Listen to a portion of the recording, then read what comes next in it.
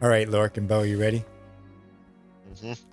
We will Okay. we will just press on. What I'll do is a recap, relatively quick. So the company started last session. They were at the Ordo outpost, kind of shivering after they defeated the dead Symbaroum king, Haranlo Apak, and fleeing whatever darkness invaded the tomb when they opened up the treasure vault. They found that Plendo was gone with one of their canoes, and in the morning they decided to travel downstream and head back towards Thistle Hold by the camp at the bridge over to Malgomor. As they were going downstream, they came upon both of those boats beached on the sandy shore of a broad island in the middle of Davokar, and there's a number of islands at the Davokar because it's such a broad river. And they paddled up till they get a closer look, and they saw that Plendo was tied and hanging by his feet from the trees, and they beached their craft and tried to help him, but they really only succeeded in hastening the Ordo Initiate's demise when they cut him down and he broke his neck. After that, they had found a set of curious tracks, and they decided to follow those tracks. They were like boot tracks and kind of animal sort of tracks, small, like bearish kind of tracks, and they were attacked by men of a bestial countenance and had to fend them off. And when they did that, and they defended themselves and defeated them, whenever they defeated one, they had these two giant kind of beetles crawl out of those men's mouths, and they attacked both Learme and Bo, and those large iridescent beetles promptly attached themselves to Bo and Learme, and Master Emilio was successful in prying that monstrosity out of Bo's throat, but Learme wasn't so lucky, and unwilling to become a thrall of whatever those beetles were. In the darkness, he was sure that they were. Learme fell on his sword and stabbed the beetle through his jaw out of his throat, but in the process was unconscious and nearly ends his life by some grace of Prios, perhaps, as Learme probably would consider. He comes to consciousness as Bo is racing down towards the beach with him over his shoulder, and they're trying to meet up with Lena, whom Master Emilio ran to summon because she's the only one in the party that really has any healing powers besides Learme. And Learme obviously is unconscious, but then he woke. Recovering, although they were shaken, they decided to continue paddling south, and they camped at the Middle Sister, or there's a couple of islands right outside of the Black Leech Rifts called the Three Sisters, and they camped at the Middle Sister, and they decided to investigate this map that they recovered from treasure hunters that they had come into contact with and battled outside Jakar. And so they went into the Black Leech Rift in a light snow and kind of early winter, and they followed a map to this circular dais, and they descended down these stone stairs into the ruin of one of the towers of Black Leech Rift, and they found that it was probably once inhabited by Ambrians who had came there maybe to escape persecution because now in Ambria only Prios is the one god, and there's some evidence that these Ambrians worship an old god called the Mason, or perhaps the Guardian, or some other people call the Veiler. It's a god of many names and meaning, whose sigil is a wall and tower, perhaps meaning construction or to hide behind or that sort of thing.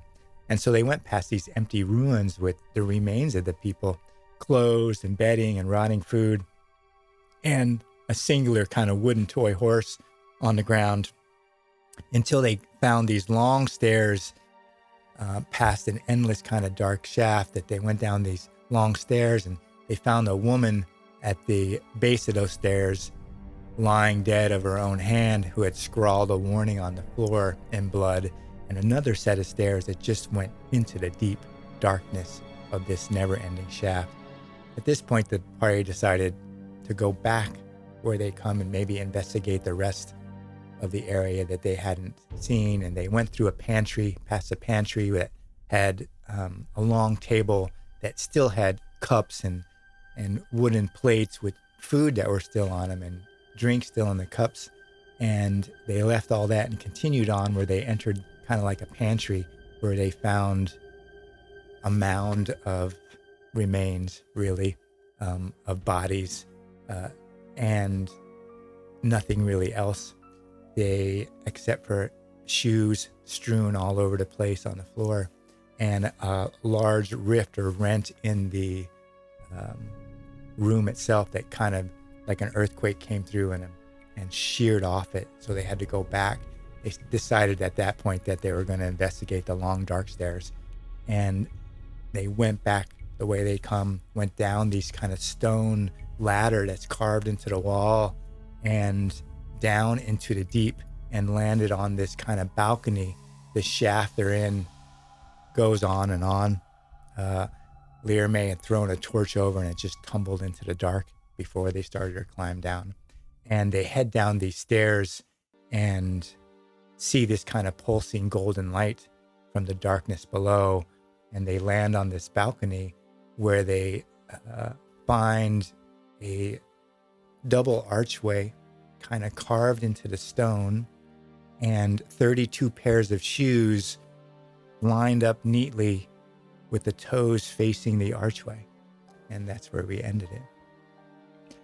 Any questions about that? Nope. No. So you're standing Pretty there. accurate summary, I would say. Right. So you're standing there, Bo and Lear May, with Master Emilio, and you're on this short balcony under the light of torch. Your torch light doesn't extend into the darkness. It just can't extend out into this huge area that you're kind of climbing down the face of. It smells like damp earth. There's a faint odor of leather, probably from the wet shoes that are around you. Almost all those shoes just look like common shoes, or not hiking boots or boots you would use to travel Davokar. You maybe hear, a faint trickle of water, and the echo of your breathing reaches past your torchlight into that deep open blackness behind you, which you know is a sheer drop off. The arch is kind of inset in the stone a little bit. And so how do you proceed?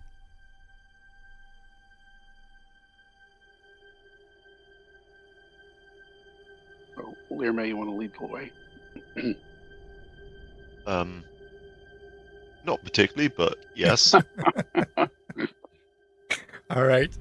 Lear May, how about both of you make me a vigilant test?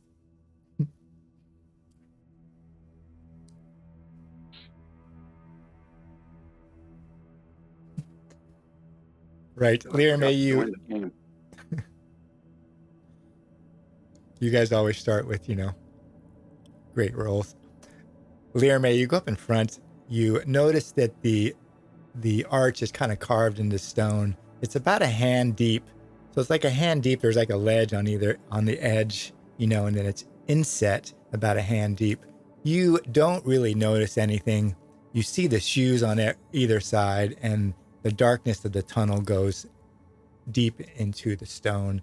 Your mask kind of lights your way. Bo is right behind you. He doesn't notice anything either. It's completely quiet. Master Emilio is in the rear, and he's adjusting his glasses, and he probably takes the torch from Bo. So Bo has a free hand, and he's, in the back. And you lead the way in there, May? Mm-hmm.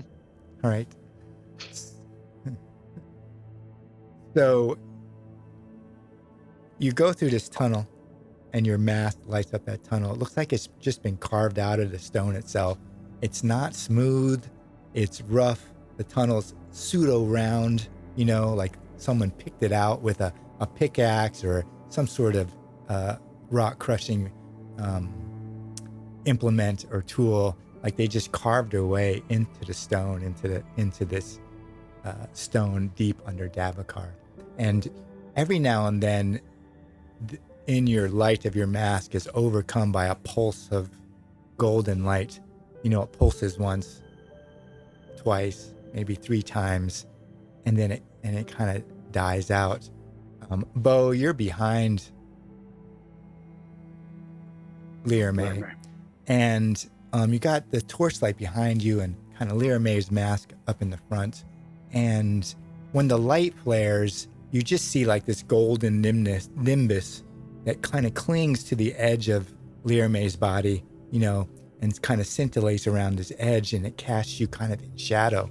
And you're not really like touched by this light because Lear May is leading the way. Lear May, can you make a resolute check?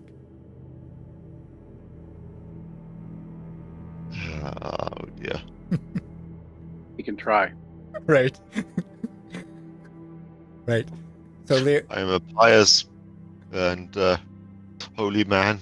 I will not be led astray. Lear May, you lead them down this path. It's absolutely silent. You just hear your boot steps, on the ground on this kind of rock surface. It's a little bit uneven. It's not smooth.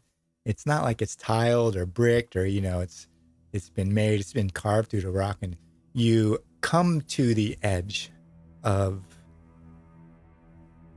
the entrance. Now, it goes on for a while, and your mask and the torch behind you is just kind of defeating this darkness, and you come to the edge. Now, the opening is, if you were standing like chest to chest, maybe 2 of you could make it through, but it's really just big enough for a single person to stand kind of abreast. So it's not like you could both kind of be standing there, and you're kind of up in the front, and you peek out of the opening into this smaller kind of room. It's roughly 100 paces wide, 100 paces long, somewhat circular. And the first thing you see is there's 7 rows of people on both sides of a center kind of aisle. Each row looks like it has people just kneeling. They're just kneeling. They're on their knees. They're kind of bent over their knees, and their foreheads are on the ground.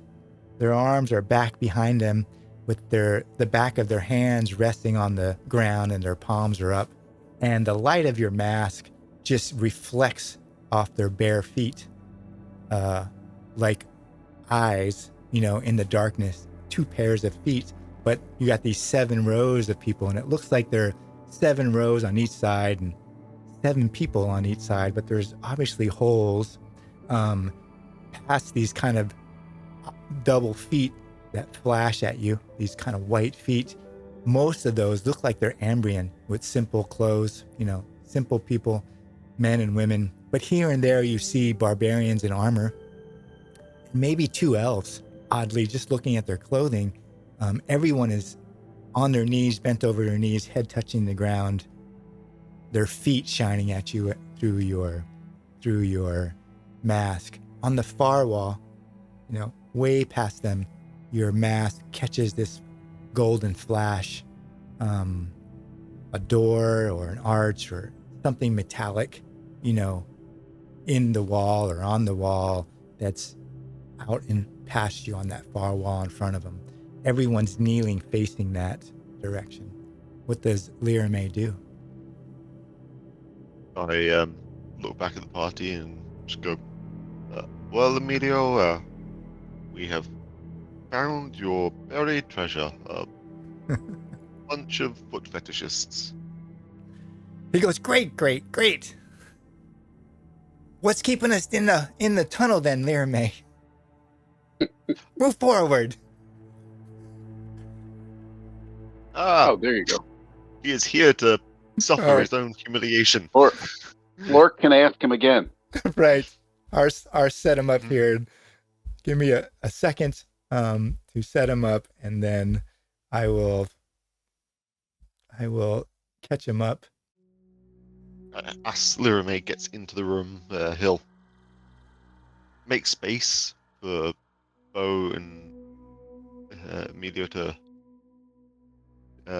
Enter. go in. Yeah, and say to Master Emilio, well, we have found your buried treasure. and it is a bunch of foot fetishists. Because Jean has made a point that all of these people are barefoot, Right. and they are seemingly worshipping a like a pair of feet. I also mentioned there's 32 sets of shoes in a neat line before you entered it at the archway. Master Emilio. So Bo and Master Emilio, as you enter this room, Lyra May probably tucks just inside. You're at the back, and you see these 7 rows of people. Master Emilio, you're carrying a torch. The room is about 100 paces wide, 100 paces long. Above you is just blackness. Lyra May's mask can't pierce that blackness, nor does the torchlight get up into the roof. You see no roof above you. It's just this kind of dark, heavy, and large above you, almost like when you climb down the ladder in the shaft, there's that much space above you. And you see these rows of people on their knees with their foreheads down, and that kind of golden arch or door, on the far wall. What does Bo do as he enters next? I think I would probably kind of like sidestep, fan out a little bit from. How big is the room? It's about 100 paces wide and 100 paces long, roughly. So it's pretty large. Yeah, roughly circular.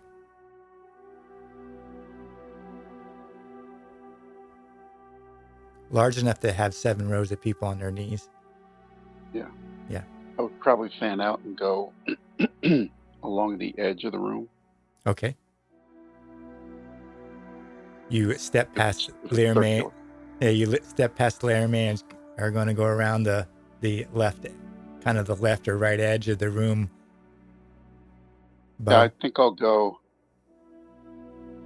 It doesn't matter. I'll go counterclockwise. Okay. So, Bo, you step in and you kind of start making your way slowly counterclockwise. Master Emilio, you come in next. Lyra May is standing there as he's making room for you all to come out of the tunnel. Bo goes counterclockwise, and you look forward. The floor, appears to be slate or gray and uneven. It looks darker, like there's a path between those 7 rows on either side of that center kind of aisle. The path looks darker. You're not really certain why. What does Master Emilio do? Master Emilio looks at the scene, and he kind of stays where he is. He doesn't venture forward. All right. Lyra May, Bo hits. Actually, go ahead, Bo. Actually, Gene, as I continue moving, Sure. There's nothing wrong with being overly cautious. I'll cast Blessed Shield. Okay. How long does that last usually? For a scene. Oh, okay. Good. Or if you fail, it doesn't work. Yes, something sucks that right out. Bo, are you going to let that stand or? Okay.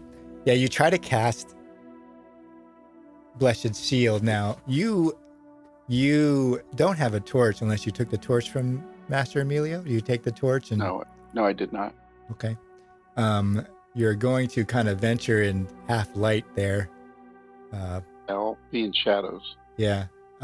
You try to cast Blessed Shield and it's like snuffing out a candle. It just never lights. It smokes a little bit, but you feel it just kind of get smothered as you're going around that kind of counterclockwise way.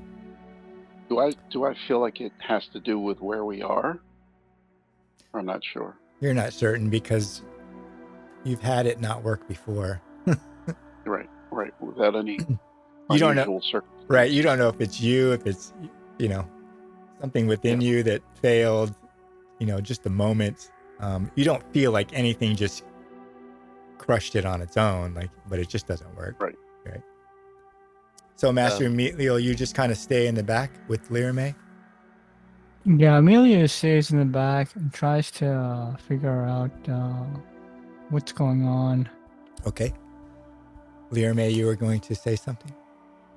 Yeah, seeing Bo try and cast a spell, Lero keeps his sword like unhitched and ready Okay. at hand, kind of thing.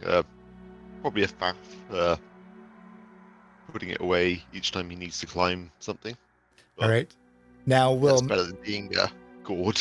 will Master Emilio and Bo do anything Master Emilio and Learme do anything as Bo kind of circumnavigates the circle in the room in a counterclockwise direction? Or are they just going to see what Bo finds and watch what he does?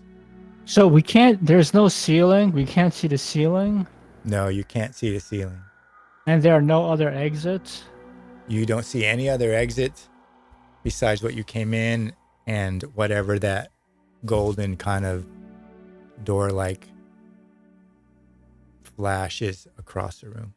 But you see nothing else. There's walls on either side. Like as Bo kind of circumnavigates, you can see the walls that enclose this room. It's not like open space. The only open space is way above you.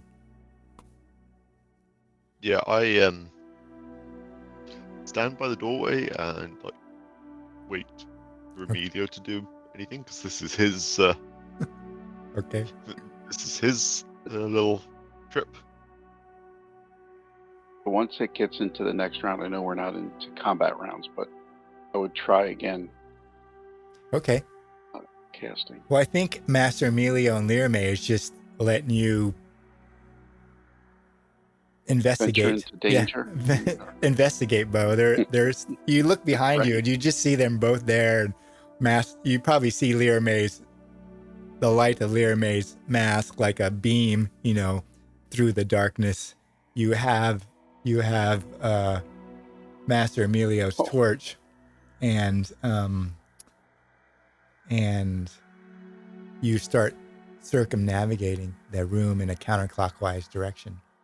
Do you do anything else as you kind of cast that move? Does that also affect Master Emilio? It does, and I was going to ask, since I rolled a 1, would I be able to include another person? You mean Master Emilio? Yeah. No, Learme. You want to include Learme? You did roll a 1. I usually give you a benefit. I give both of them Holy I mean, Shield. it may not even matter for this scene, but You feel that power kind of surge, Bo, cover you, that blessed shield. Master Emilio and Learme start to have a little shine, like they just see it. It's like a little after image, of that shield that's protecting them.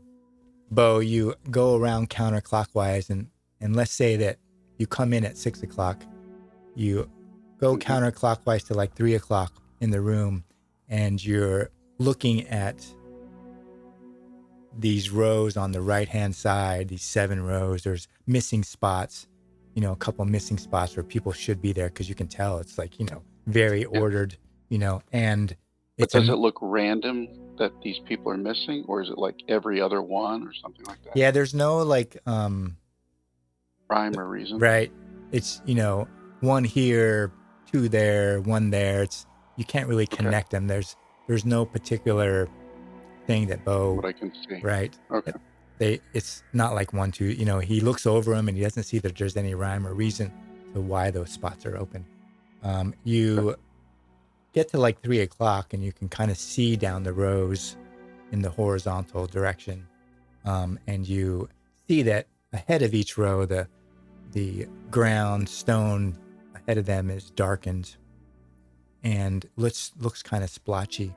The nearest end of the row to you is probably 6-10 feet, 2-3 meters, as you get to 3 o'clock.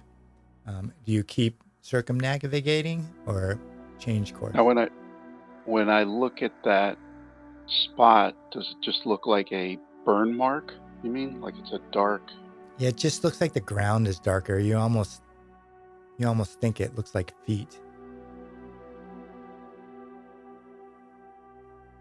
But is it a large, darker spot, or is it just? It's just like a path ahead of each Oh, row. oh, Yeah, ahead of okay. each row. So you have them kneeling, and then ahead of them, you can see like it's darker, like a line, a smudgy line, and then it's in front of the next row and the next row.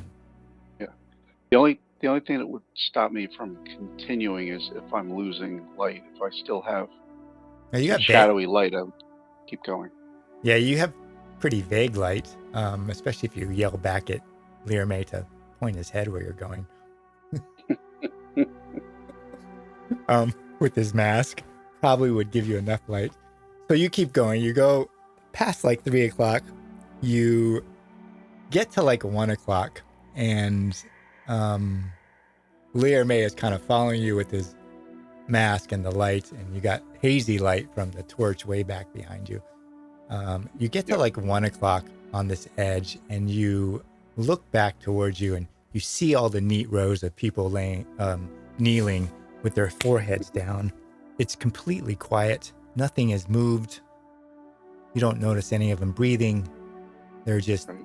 completely there. And you get a picture of this flat golden arch or door, but it looks like it's just, there's no like three-dimensional, you don't see it.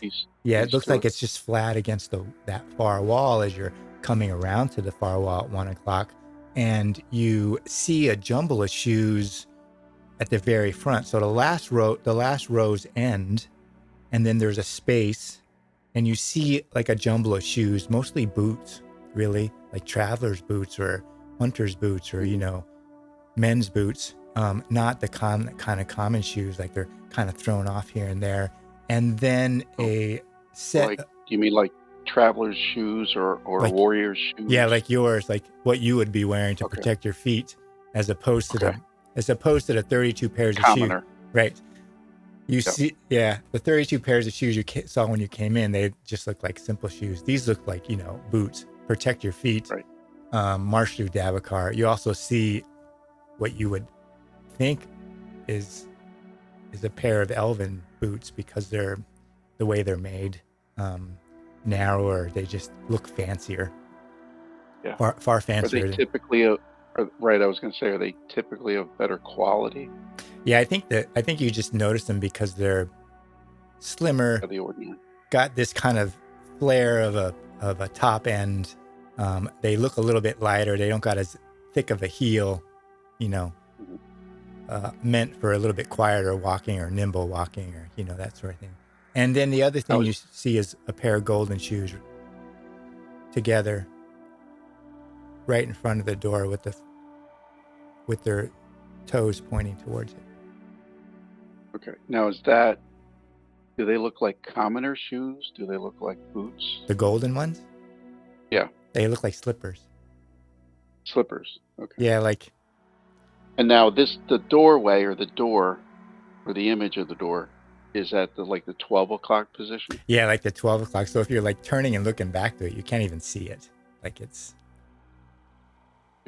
it almost looks like to you, Bo, that it's kind of like painted on the wall, or like, that kind of thing, like a mural or something, completely flat, if you look down there.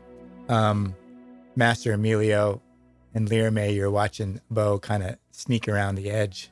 You can't really see the shoes he sees or the golden slippers or anything. It's too far, because he's, almost now 100 paces across the room. Do you two do anything as he's making his slow progress? I look at Emilio and ask him, well, you found what it is you wanted about this room? I don't know. We're exploring the place, but it doesn't look good. Mr. Bo, what do you see?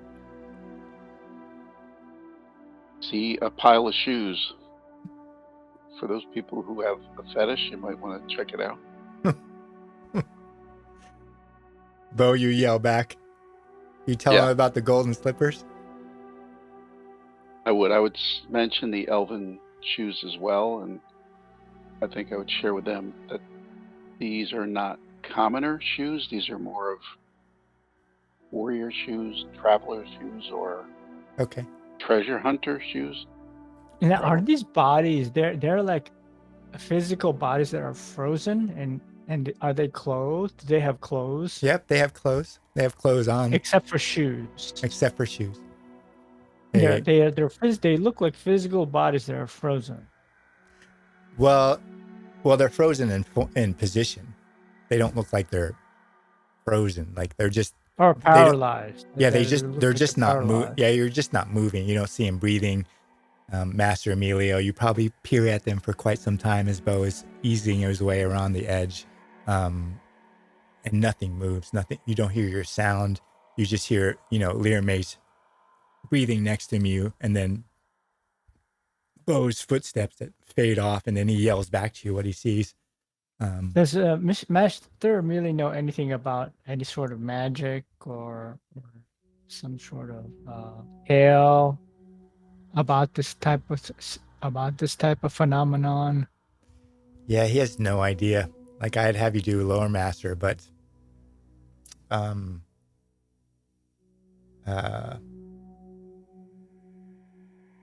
I don't think he would have any idea. Like there's not magic.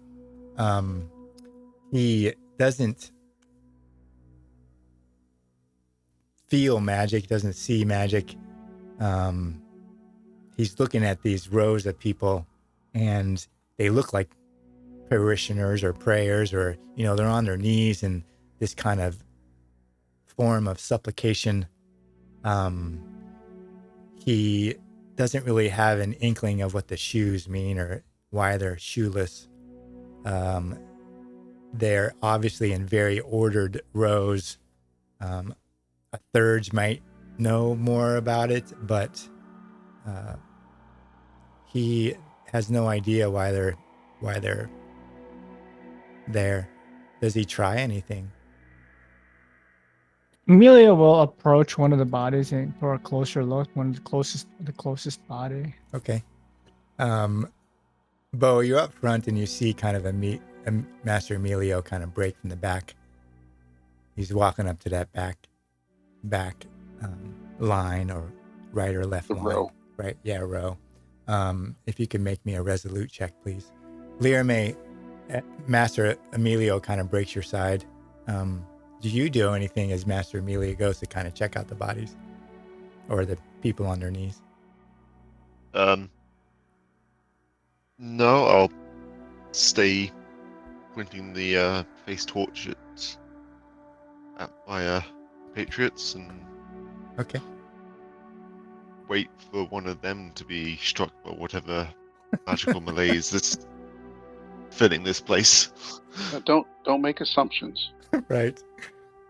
There is a bunch of probably like ritually self-dead people that have no business being together, Right. worshipping a pair of feet. Bo, make me a resolute check at -1.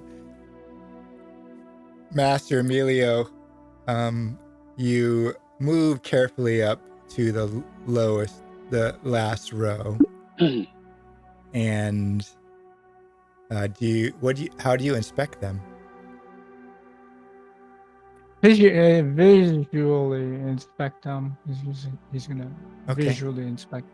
So Especially, are there any kids? If there are any kids, especially if there are any children. No, I mean you see young adults, but you don't see anyone under the age of 16.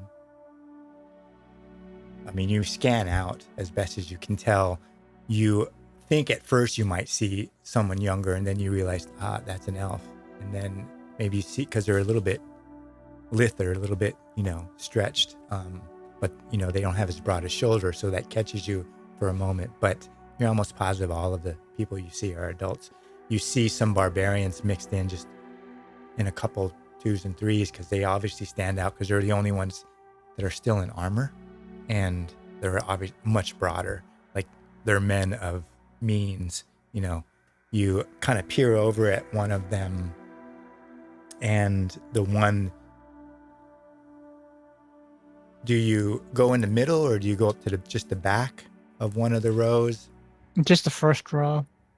Okay. I mean, but do you approach it from the center, or do you approach it from just the back of the row? From the side. Okay. From the nearest, from the side. Yeah. From the end. One of the ends. Okay.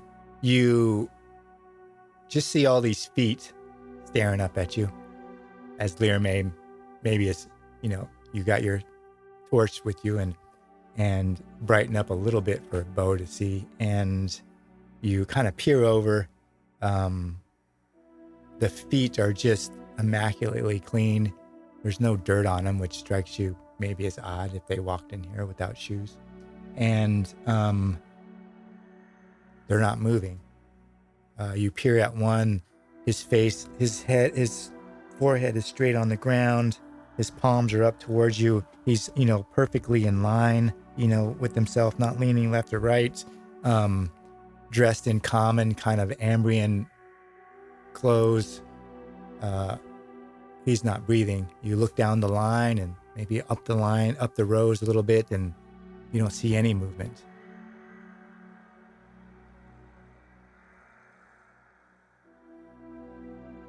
Amelia furrows his brows and tries to think. What happened to these people? It's not magic. So does he know if it's an alchemical process, if it's a medical process? Probably have to get much closer, right? Yeah, you're just kind of peering at them, Master Emilio, as you're looking and peering at them. If you can make me a resolute at -1, you're peering at them and you just have no idea. There's kind of a sharp odor, acrid maybe, that he smells, Master Emilio, and you look up as you're looking across these rows and you see these golden slippers way up at the front by the doorway, and you just really want to put them on. I want to put them on, or I'm compelled to put them on. Yeah, you're partially compelled to put them on. It strikes you as odd, but they just look so soft and Comfortable. Yeah, and you're kind of standing there, and your toes wiggle a little bit, and you just want to take your shoes off and put your feet in those golden slippers. So he kind of says out loud, I always wanted those golden shoes. And do you take your shoes off now, or do you just walk up that center aisle towards the golden slippers? Just approach the golden shoes and look at them. So Master Lero will look at Bo like, what's wrong with Emilio now? Yeah, you would have to make. I don't know. He's up in front of you. He starts walking up the center. Ask Emilio, you say you always wanted those shoes? Well, yes, of course. Who doesn't want a pair of golden shoes? Sorry, I was thrown off when you said you wanted those shoes in particular. Well, those shoes are pretty good golden shoes. So, Bo, you see Master Emilio come walking up the middle. He's yelling back at Lear May about the golden slippers. Do you just stand at that particular position, or? Now, does he walk directly from the 6 o'clock position to the 12 o'clock? You mean? Yeah, I think he's at like the 6 o'clock. Stepping over rows, like. No, he goes into the center aisle and starts walking down. Between the left and right rows. Okay.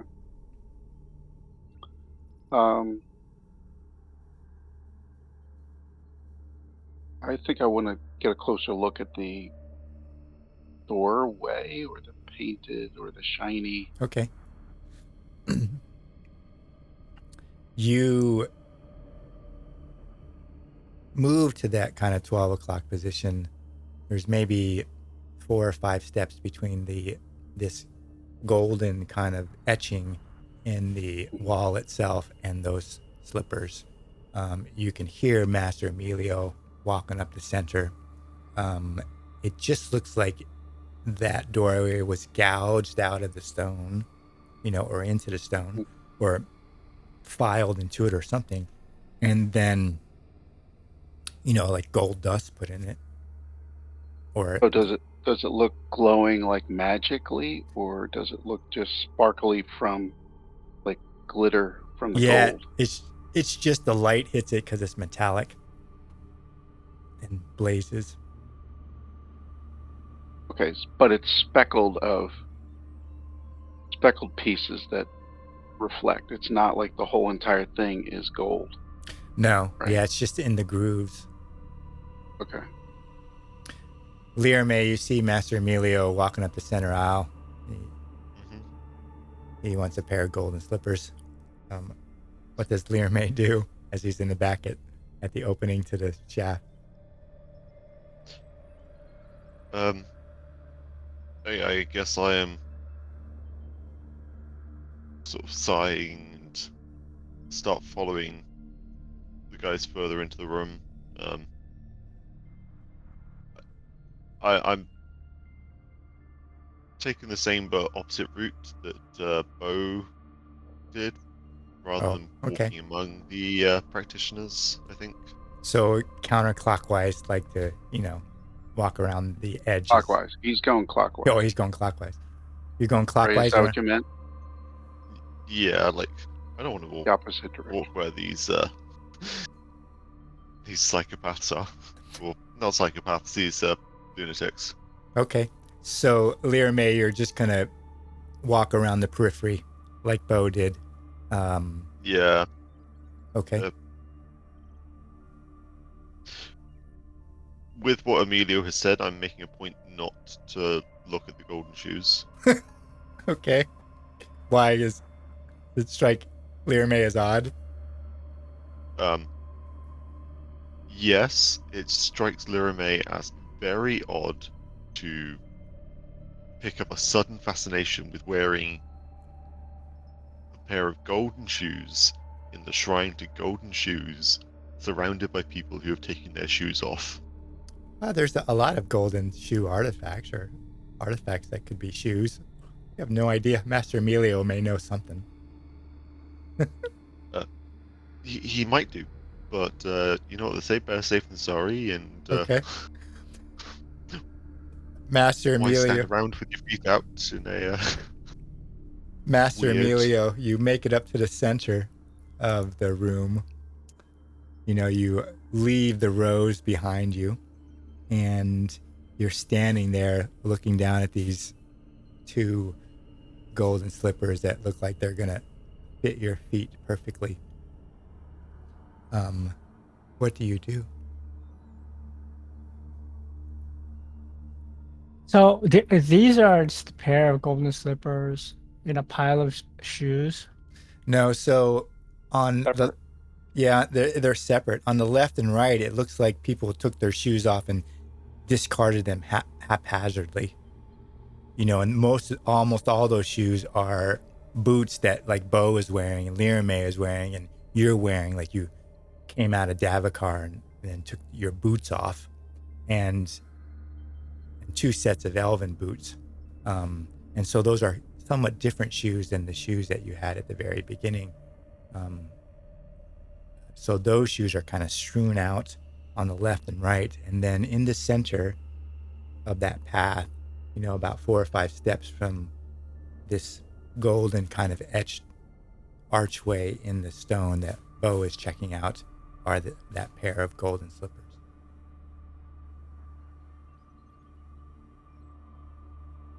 So he's gonna examine the shoes, but not touch them. Okay. Roll a resolute at -3.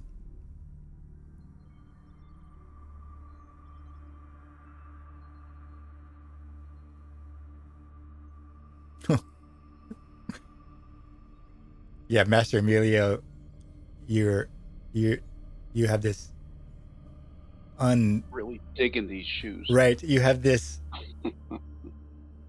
really just burning desire to put these shoes on.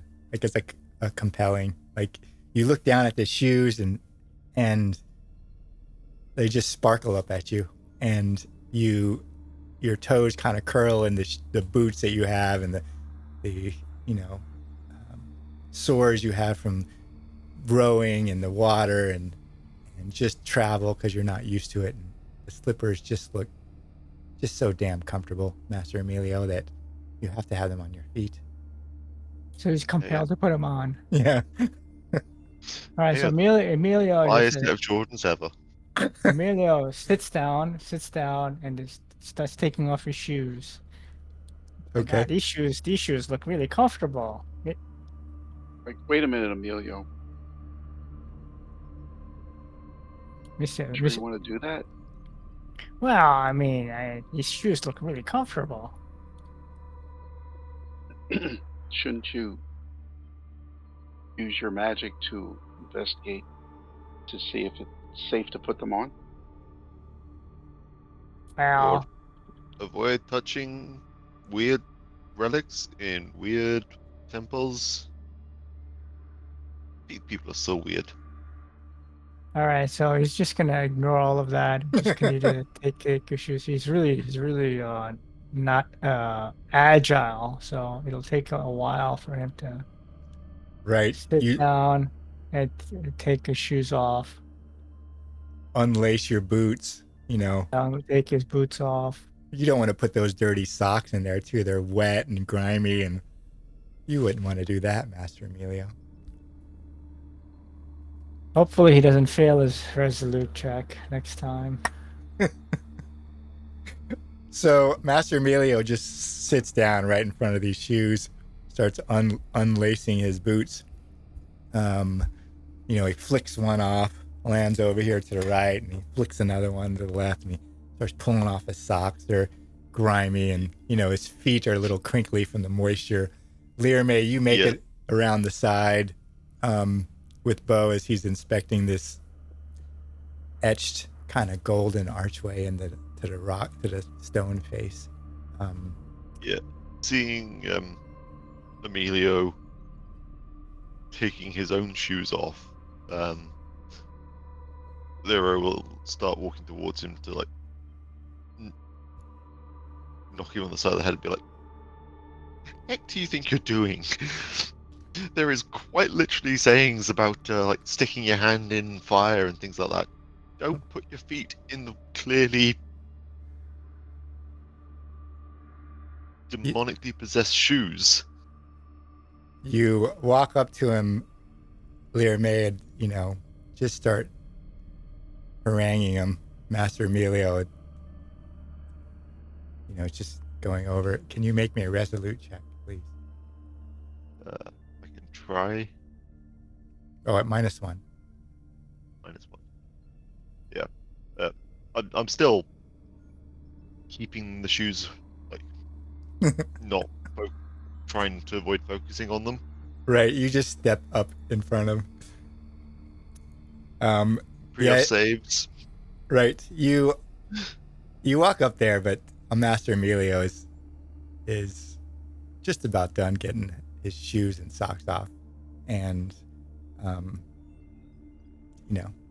it just is what it is. Master Emilio, how do you respond to Learme, despite having this gnawing need to put those slippers on? He tries to prevent Emilio from taking off his shoes. No, he's just. I think physically. I'm just being like, could you be more stupid than? It's like when you go into an abandoned temple and you see a statue with an open mouth. And it says, "Treasure within." You have to stick your arm all the way in. That's going to be bitten off. Okay, so I guess the next turn I can make a resolute check, June. No, you're gonna put the shoes on unless someone stops you. Do you think Lyra May would know that you're not in your right mind? Does he know? I'm just asking. Um, do you think that Master Emilio's arguing with him? It sounds like a reasonable And argument. Emilio would say, Mr. Lero, these shoes look so comfortable. My feet are aching. I need some relief. See, I think we would know that his nature is not like that, Yeah. Okay. because he normally would want to try to see what kind of properties it would have, if any, or before he just. I mean, put it them looks on. pretty suspicious, guys. But you gotta. Sure. I'm just asking, like you can You- do. You've So got to wear some shoes. Yeah, I'm Lyra just will. playing with the role, what the role is, what the roles are telling me to do. Lyra's gonna. Strange. Emilio's. Yeah, Lyra's not a strong guy, but he's gonna like grab Emilio's arms, like hoist him so he's standing back up, and be like, "Oh, Kick so the shoes away. You kick the shoes away. something has taken control of our mage." Master Emilio slips one of the shoes on. Master Emilio, you slip one of the shoes on. The slippers. Or even and- if I sort of like pull him up by his Yeah, you're arms. gonna get him, but you're standing there. And he's got his shoes off, and he just kind of reaches forward and grabs this silky, just amazingly soft slipper, and slips it on his right foot. It's just all this one action. You see his eyes kind of glitter a little bit. Lyra May, Master Emilio, this slipper is just fantastic. It's like silk or downy feathers have just covered your feet, and it's so soft and warm and wonderful. Lyra May, you reach down to pick them up. Master Emilio, Lyra May grabs you and probably hauls you to your feet, and you're wearing one golden slipper, but damn it, there's that other one there. Your left foot just feels so cold and terrible. What do you do, Master Emilio? Well, I guess he's gonna struggle and try to get the other shoe on, get the other slipper on. Right. It's pretty funny. Master Emilio and Lyra May has about the same. Actually, Master Emilio is stronger than Lyra May. Master Emilio, you just make a strong test versus Lyra May strong. It should be interesting. I said I wasn't particularly.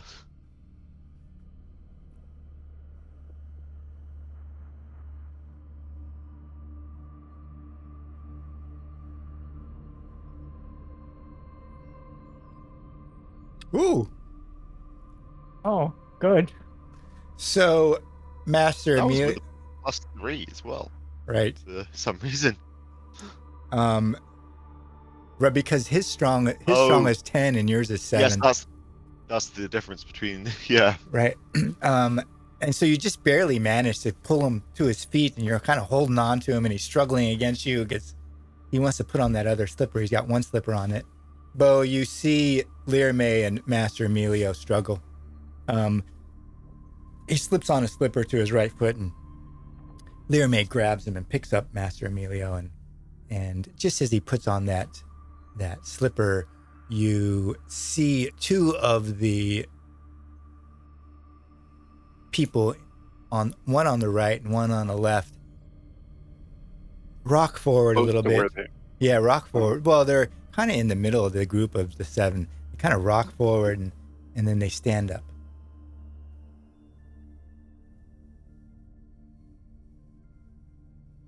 Do they look hostile? Well, Or do they look? you're struggling with Master Emilio at the moment. Practice. I'm sure I would Right. probably start trying to discern that. Yeah, they stand up. They look like two of the barbarians.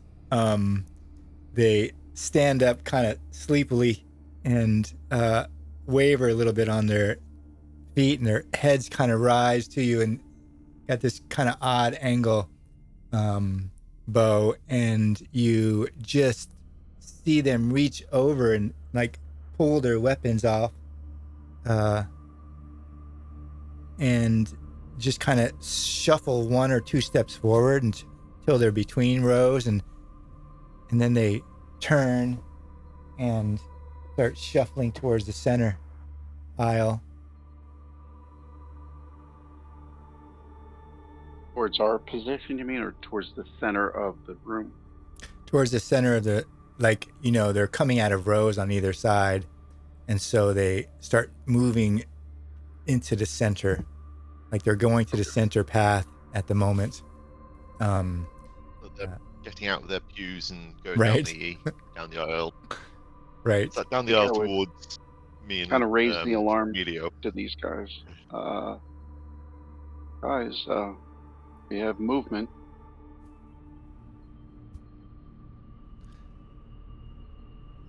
Lear May. Seeing that, just like cuff Emilio around the head and be like, "You are supposed to be a somewhat competent scholar." But the shoes, they're so comfortable. Master Emilio, Lear May shakes you a bit. I think that would deserve a resolute test. You can make a resolute test at -2.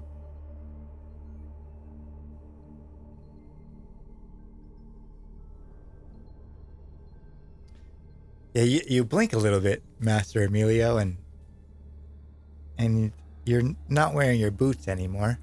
Your socks are, a kilter, and you got this wonderfully soft golden shoe on your right foot. So Emilio is back, has his wits Right. again. I think as Master Emilio, being Master Emilio, you realize that your desire for those shoes weren't necessarily natural. So he immediately starts taking off the cursed slipper. Okay.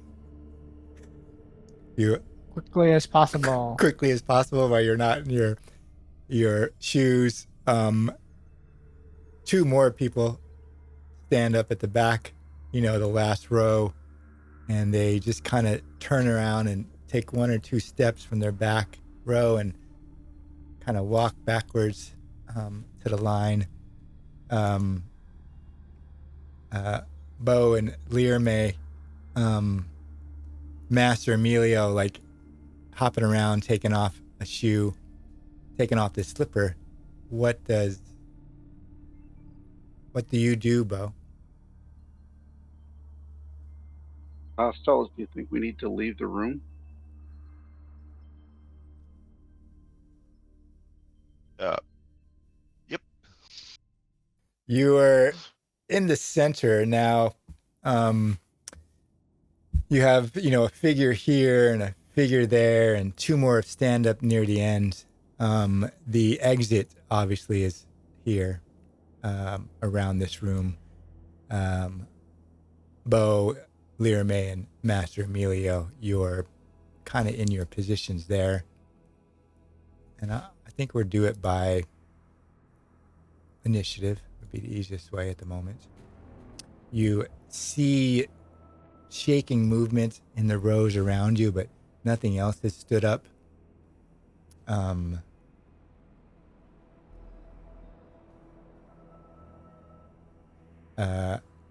I think it'd be easiest if we go to initiative. So, Bo, Master Emilio starts to strip this shoe from... Is Degoy and Lena, are they out of the picture? Yeah, they were up at... Maybe you left them out the tunnel. We'll wait here for you. We got ambushed in the last underground room we went into. Maybe it helped to have someone watching the door. We need a replacement.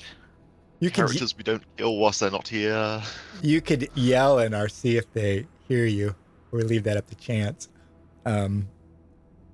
Lena, or one of them, they stay together. But if you yell, I might do that. So, Bo, you see these figures kind of come to life, and you know that...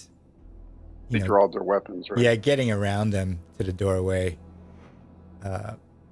is going to be complicated. You can consider like the edge, of the black as the main part of the room. What would Bo do?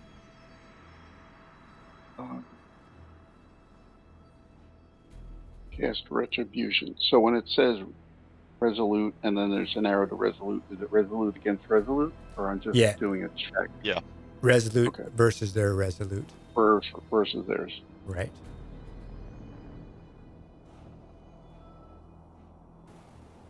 Normally when the spell like calls for it, its own macro does that. But maybe this doesn't function properly.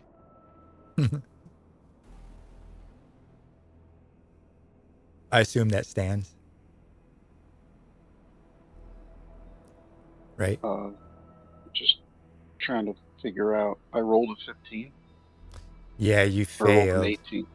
You rolled a 15 and failed because it was -3. So you had to roll. The -3 was because of his. Right, because of his. Okay. Right. Okay, I understand. That'll stand. Okay, so you try to cast Retribution, Bo, as you're moving to Lear May's side, and it just fizzles. Like above you, the darkness just sucks all the power out of it. Does Bo do anything else? We'll just take up position by Lear May. Okay.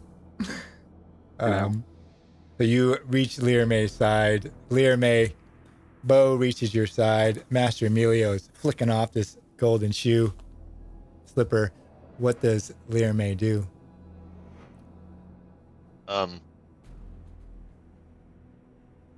Well, these are heretics. They just look like barbarians. Their eyes are kind of glassy. They shamble a bit. Lear May, I think even you and Bo and Master Emilio, while he's hopping around taking off this golden slipper, it's just like Master Emilio putting on that golden slipper. Like, they move weirdly. You can tell that their movements aren't fluid. They are kind of just erratic, kind of the way they move.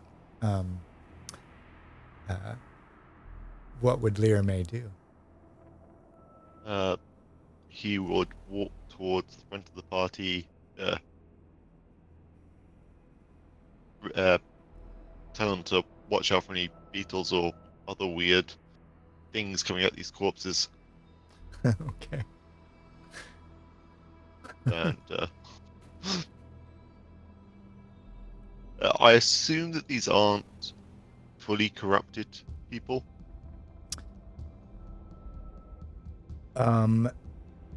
As in abomination / undead level of corruption. Are you asking it from a mechanical sense? Yes, because Witchhammer is a D4 against. Yeah, they're standard and D6 against. They're undead. Fully corrupt things. Yeah, they're they're undead. I think they're considered undead.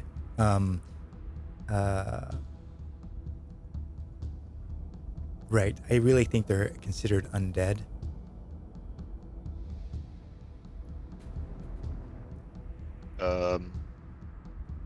That should bypass armor.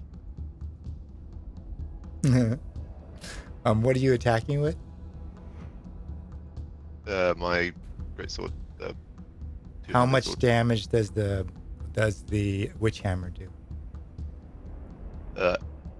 It was 5 damage. Okay.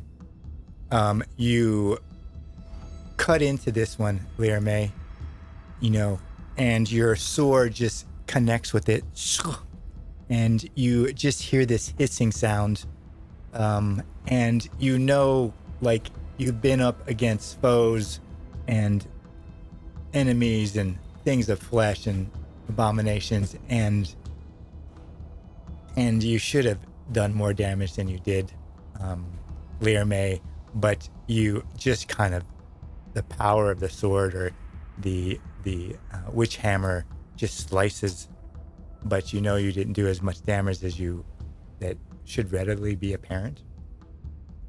Well, it should have been 13. I just didn't have the ignore armor thing checked. Right.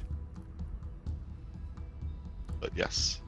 Was he having all of that or just the weapon? Mechanically, what only affects it is the damage from Witch Hammer. What? Right. Oh, okay. Okay. So mechanically speaking, Lirame, is the Witch Hammer part of your damage goes through.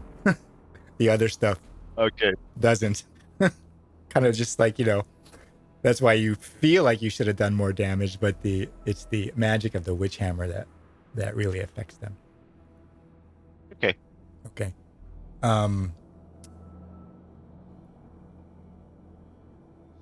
I will let people know that we are dealing with corpses that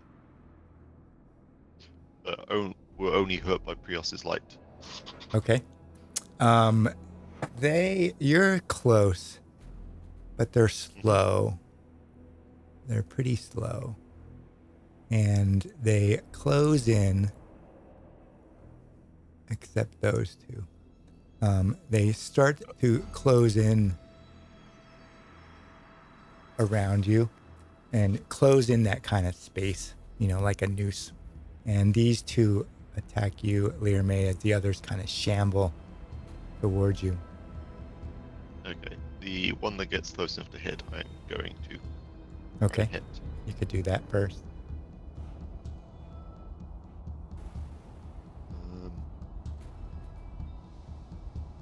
I think that might 4. have been... Yeah. Yeah.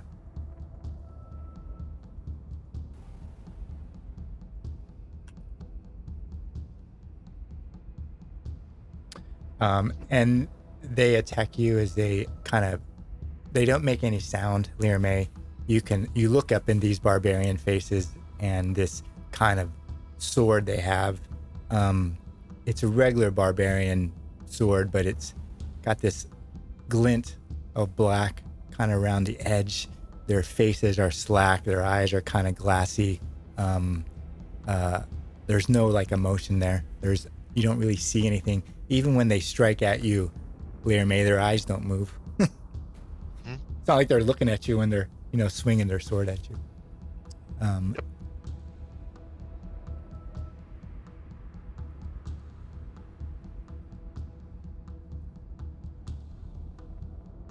Oh, that pitiful armor. That was 2 attacks, wasn't it? So 2 defense tests. Did you get protected by the shield also? It looks like it. No, I did not. Okay. I shall roll an initial d4 and take no damage. All right, and then the other one attacks you, Lirame. Actually a d6, but that's okay. Oh, yeah, things that attack your blessed shield, like monsters and stuff, they take damage down, don't they? Yeah. Undead suffer a d4 ignoring armor.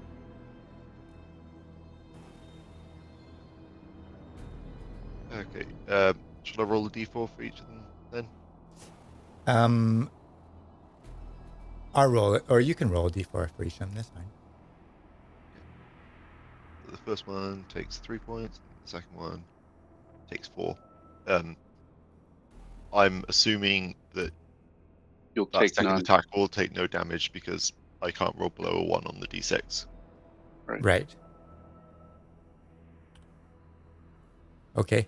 Yep. Master Emilio,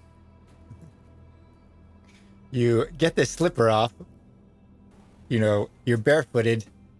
Lirame wades into battle. You look up. You see a figure stand up in the back, and these 2 figures ominously moving towards you.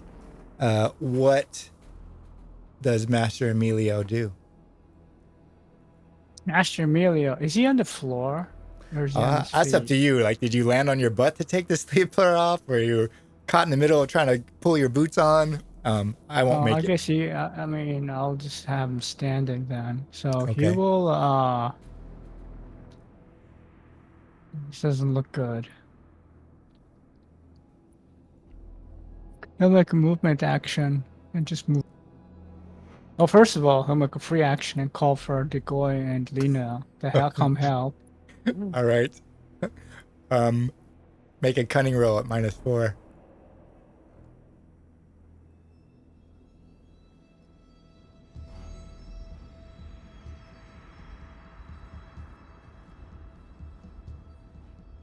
And roll 1d6.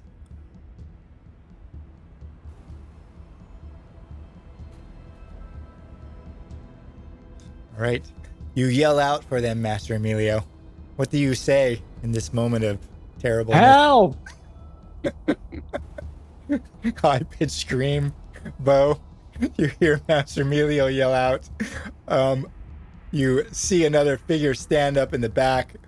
You Oh, see. he's got another action. So. Oh yeah. Do you do anything else besides moving? Let's see here. Well, you got They something they new. look like people. They look like people. Yeah. I mean, you get up close enough to Learme and you see them. You look in their face and there's nothing there, Master Emilio. Right, no Alright, expression. He's gonna try. His new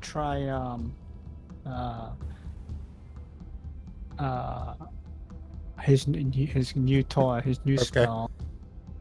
Roll it and let's see what happens and which one you're doing it on. But, okay.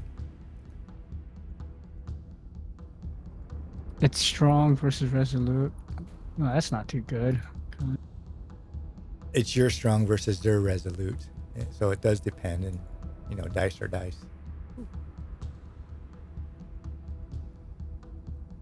Yeah. So what happens? Okay, so he's gonna throw Okay.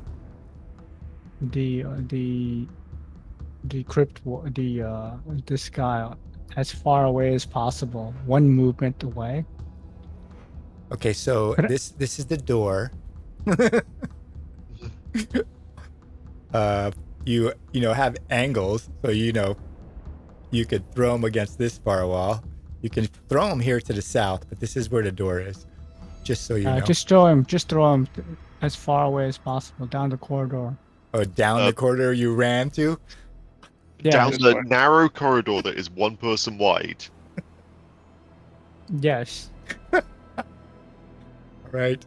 So you throw him down the corridor, Master Emilio. Cool. I'm going to put him prone. He took damage. Yeah, I put him prone.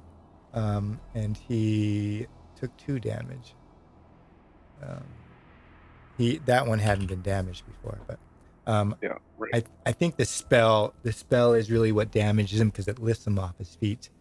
And you see Master Emilio just. What does it look like, Master Emilio?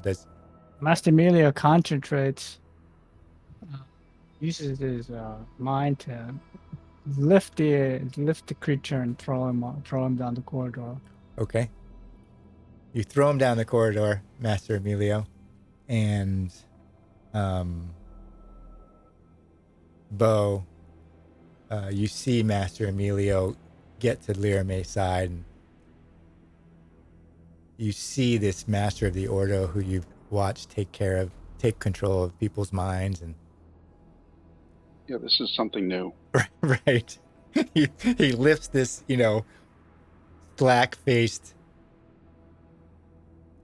barbarian who's in bare feet, and he goes hurtling down, probably hits his head, on the root, on the opening, and then, tumbles down the pathway. What does Bo do?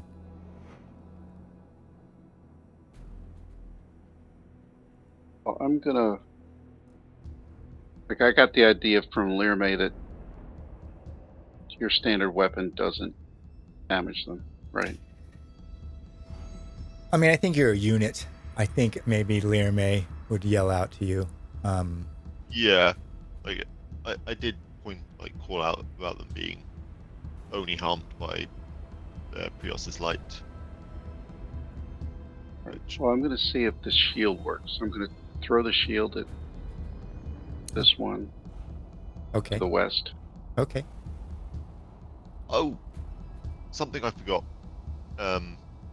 Master Theurgy, ideal an additional D4 Uh-huh. effect on my Theurgy powers.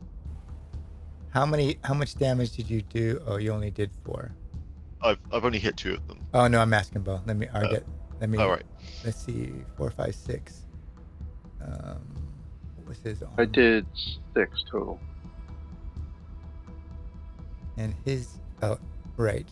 Yeah, you see it hit him, Master Bo, and it like pulls off a piece of him.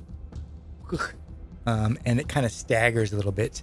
You know the shield has done something. You're almost sure that it perhaps didn't do as much as it should have normal. Right, but it wasn't like completely ineffective. Okay. Does Bo do anything else as the shield comes back into his hand? Maybe take a step this way, Okay. just to move, kind of like move away from them. They're already crowded over there. Right. So All right. maybe here. Okay. And then I'm done. Lyra May, you're got these beings on both sides of you. Master Emilio is behind you. You see him lift up one and throw him down the hallway or down the path that you had come in. What does Lyra May do?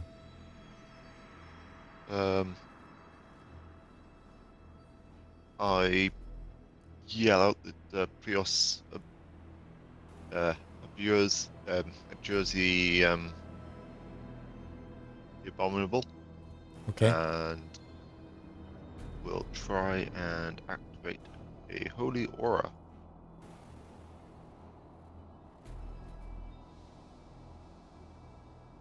That is going to be a d6 plus a d4 Okay. damage to all undead. Within, in sight range? Yeah. Okay. So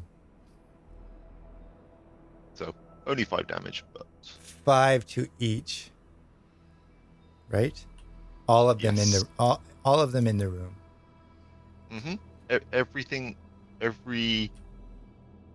I'm realizing I'm hitting 32 enemies at once. But yes, every unclean abomination suffers 5 points of damage.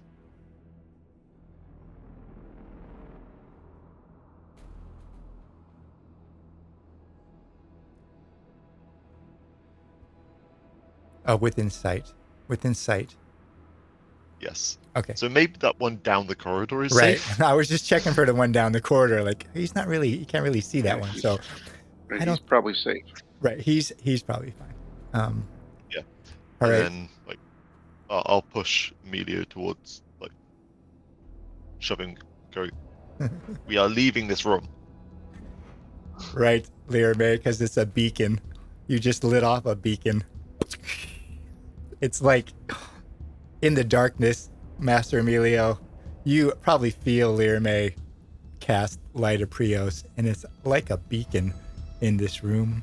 You see the rows of people shudder, and you see them start to rock back and forth here and there, like just more,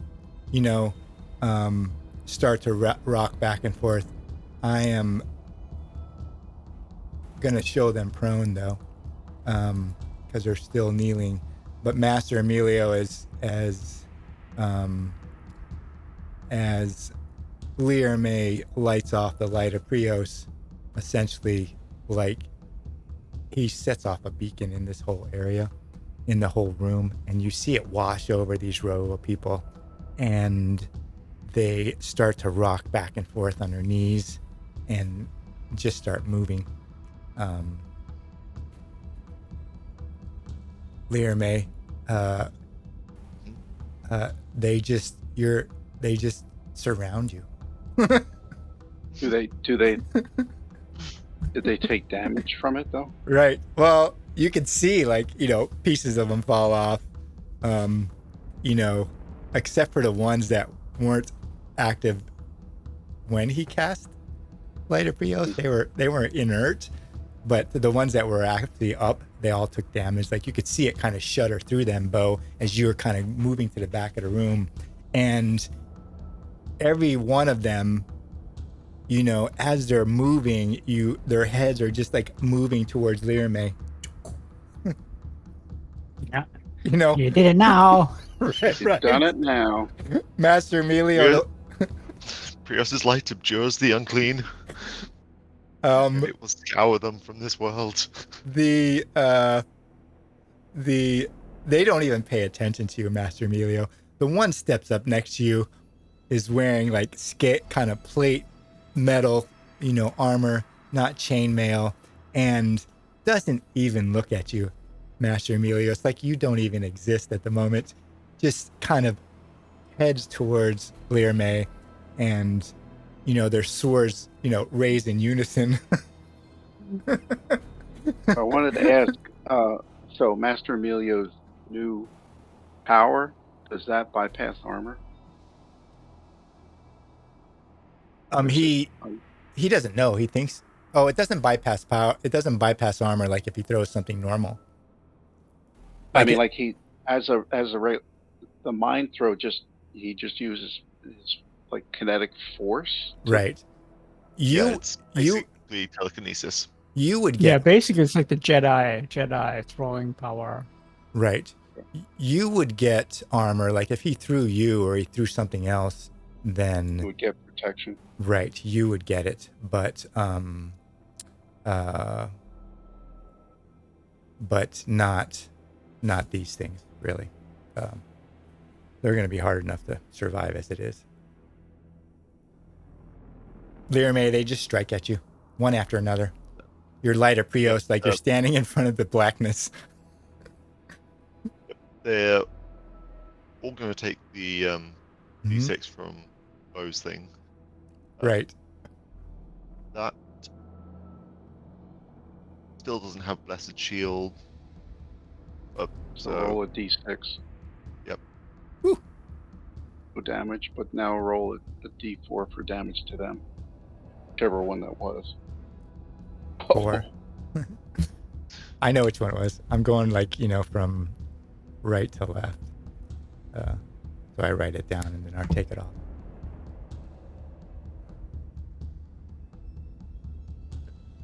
I wonder if there's something wrong with Blessed Shield, because the icon is like a little warning sign On my screen. Oh, I don't see it on mine. Icon is on. Is it only if I get hit that they take damage? I think so. What is it, from Blessed Shield or from? Yeah. Yeah, I think so. Bo. Yeah. Yeah. Yeah, miss. Yeah, miss will not. They won't take damage. Right. The one next to Master Emilio hits you. Ooh. That is a chunker of a blow. Yeah, he rolled ones. Oh, you just barely, like it rocks you. It rocks you back. You realize, Learme, that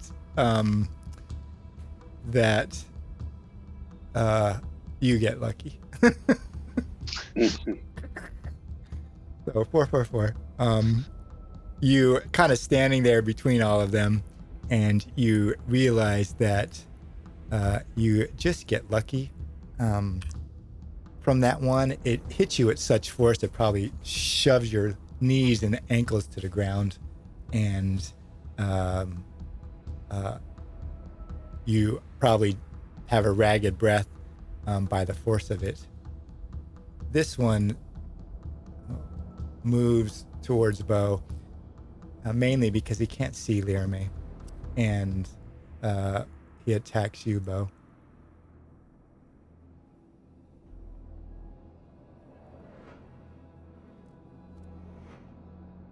Ooh.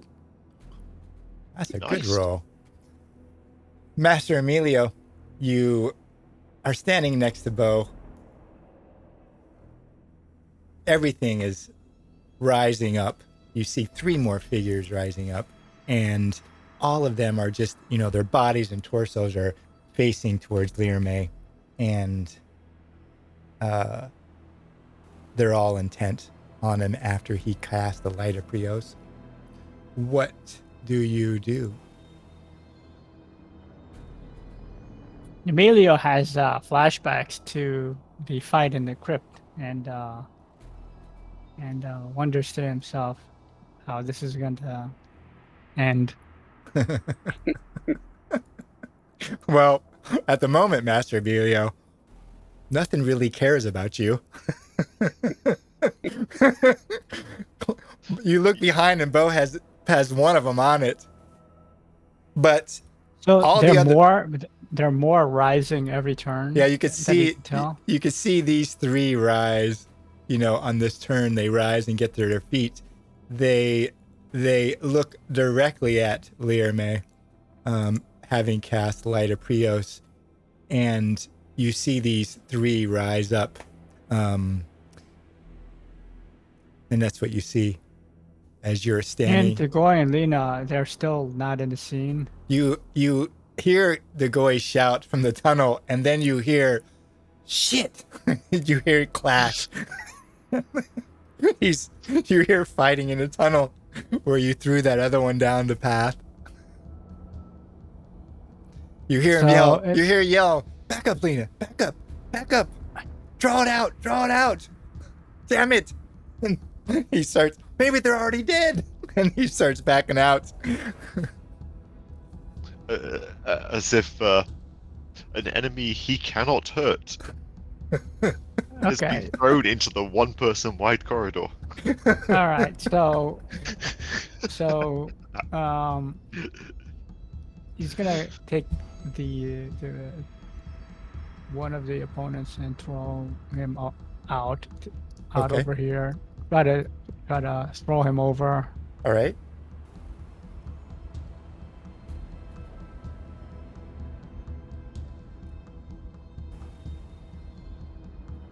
Oh, I don't like that character name. So you do throw him though, right? You do make it. Yeah, you're successful. Which one was it? Was it one next to you? Or was it that one? Was it that one? All right. Yeah. The Death Prince. He's gonna try to throw him into the other 2. Yeah, there's Throw no him into them. there's no mechanics for that. I'll have them make quick tests. How's that? Yeah. So I guess just try to knock him over. Yeah, I think that's reasonable. That's a pretty smart idea. I will do no modifier quick test. See if you knock him prone. That one makes it, and I'll do a quick test for this one. Yeah, Oh. You throw him, Master Emilio, and maybe it's because you're not really proficient quite yet with this spell, and it's just too much force. He goes sailing over them, really. Crashes Doing into the like Matrix. right, shit. crashes into the wall behind him. Maybe his feet just barely touch their heads as he goes sailing over them as you throw him out, and he lands, prone against the wall or like on his knees and starts to struggle up. Does Master Emilio do anything else? End of turn. Okay. Well, you see all these figures rise. They're not pointed at you, and even this one, almost looks like he's turning away towards Learme as he misses that one time. It's like a complete miss, and it turns all around, and it's like Learme is in his vision. You see Master Emilio huck another one of them against the wall, like way up into the air, against the side. What does Bo do? I can't really throw my shield in melee, I guess. Yeah, not there. You could move and throw. Well, he would get an attack. I mean, You would be exiting melee. That movement will get an attack. okay, instead of moving, I'll just try to cast Retribution on him. Okay. Can't you punch with the shield, or does that use a different stat? I could, I guess. Shield fighter. He. No, like as Well, part of the artifact. Instead can... of using my sword. Oh. Right. And I could do a shield bash. Yeah, is that's in the weapon description, right? I think. Let me look at it. Can you do shield bash based on your skills at the moment? Well, it says shield bash while attacking with another weapon. So what I'm saying is I should be able to do like a shield bash without using the sword, and just using that as my primary weapon. Right, but you wouldn't be able to do retribution by it. No. Oh no, you could do it. Yeah, you could use the artifact, just as your only weapon. That's what I mean. Right. You realize your sword is worthless, but you have this artifact shield. I'd let you do that. So basically do a shield bash against him. Right. Like I said, is my primary attack. Yeah.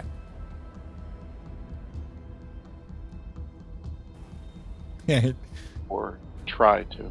You just miss. Bow. Probably because it's turning. It's turning towards Lirme. Everything is turning towards Lirme. This bright light of Prios. Lirme. Hey, I'm popular. Right. What do you do, Lirme? As suddenly one is lifted off his feet and goes crashing into the wall. Master Emilio is behind you. You see other figures rising. What does Lirme do? Well, I try and maintain the holy light. Okay. So they all take 6 points of damage. Right. So let's see which ones. That one. That's a lot of damage there. Mm-hmm. It is. Theurgy is very anti-undead. It, like, you look at it and go, oh, it's Witch Hammer. It's a D4 damage at master level against standard people, but it's a D12 against undead. The Symbaroum equivalent of a light priest in 5e. Yeah. So you see the ones in front of you just crumple, like they cave in on themselves and just kind of fold over as the light of Prios blares. You're suddenly in this free space, Lirme, as you look about and they kind of fall over. You see others, starting to rise throughout the, you got 7 rows of 7 or more, and they are all kind of. Well, wait a minute, Gene. Some of the spaces were not filled. Right, some of the spaces weren't filled. There were 32. You said 32 pairs of shoes. Not 49, Gene. Right, you see kind of more of them kind of rising and waking up. They're on their knees still. They're shaking. You have Master Emilio behind you, and what do?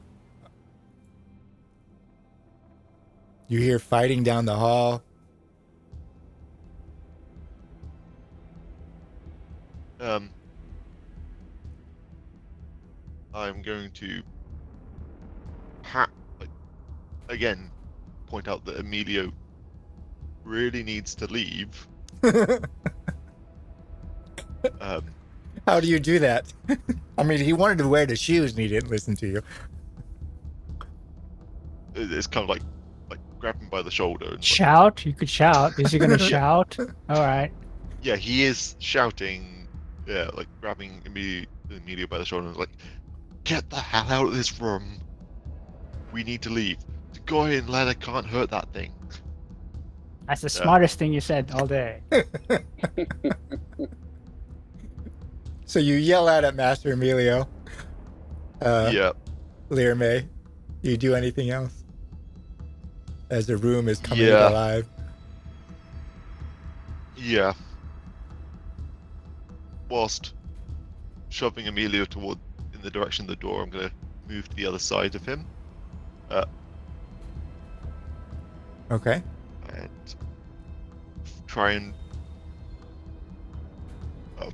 That's just me putting more in the initiative. That's all, so I don't forget them. Yeah, I was like, what was that? What was that? D6 witch hammer. I don't know why I'm ignoring armor. This looks really bad. Master Emilio. Looks can be Look- deceiving. Really bad. You have to remember, as long as Blessed Shield stays up and And Will be Lear, liked. Lear May stays alive, you're good to go. Right, between the Blessed Shield and your fight of Prios, you might make it out alive.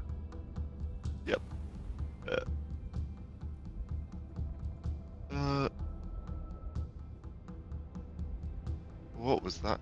Okay. I tried to be smart and it said no. Oh. There we go. So that should have been 2. I don't think. No, it's more than. Witch hammer. No, right? it. Yeah, the witch hammer should have been a 6.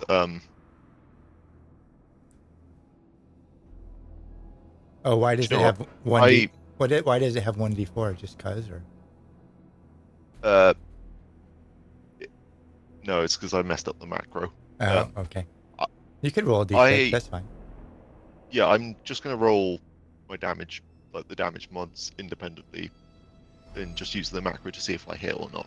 If that's all right with you. You hit him, yeah, and then you can, and then you can just roll the Yeah. 1d6 for witch hammer. That's fine.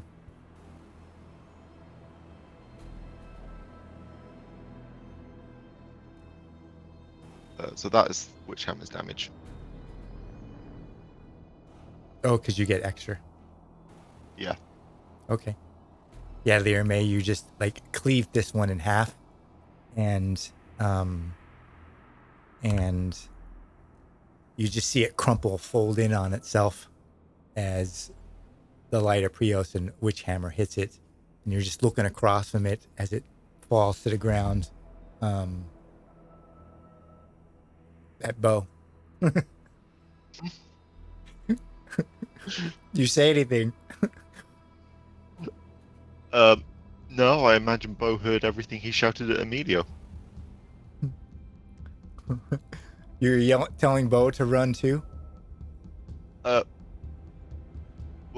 we are about to be swarmed by undead, and Bo's blessed shield is truly a blessing in this situation. But Lyra May is the only one with like proper damaging options against them. That one just... Okay. So you see them stand, and one of them is just a little bit slower than the other. The others stand up. Master Emilio, you're watching, maybe looking out at the exit, and you see them stand and just rumble past you. Really? At Lyra May. You just see them close the space. You know, they just go right past you, and move around you. One, can't make it through, and just kind of gets blocked up as they kind of surround Lyra May.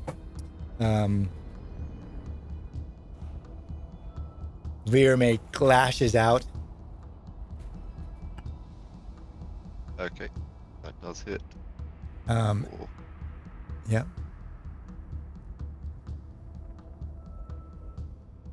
He doesn't have regeneration. Does Lyra May?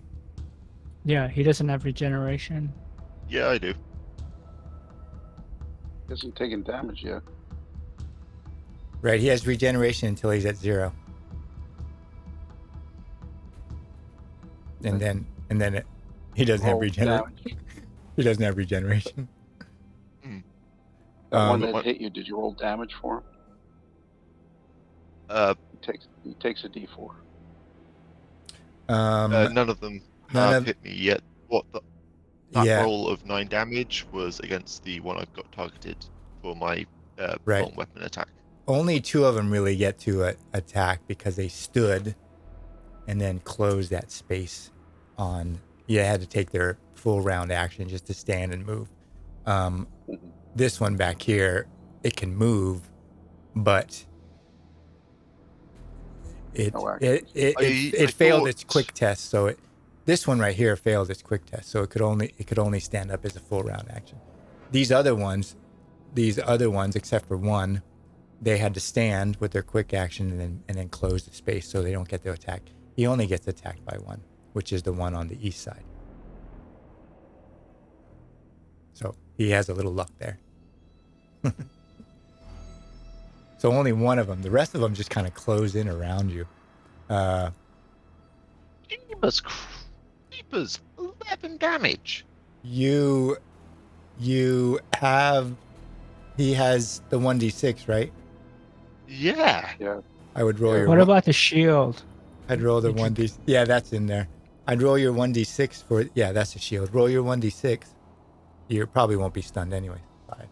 So you only take 2. 2. Yeah, so you're back up to 8, or you're not prone either. So, it's just auto calculating. So Master Emilio, you see them just. That takes a D4. Yeah, you can do that.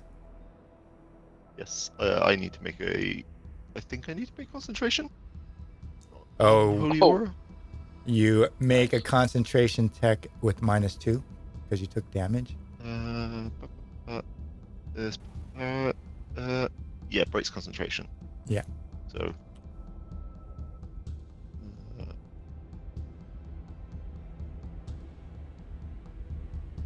-2. Maintain. Yeah. Still up. Oh, lucky you.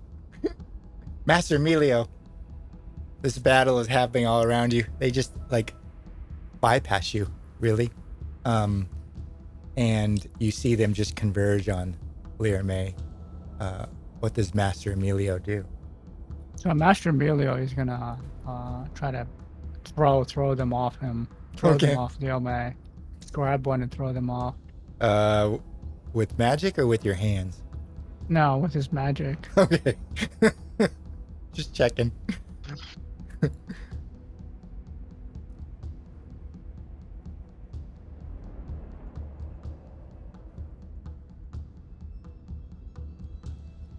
And that one.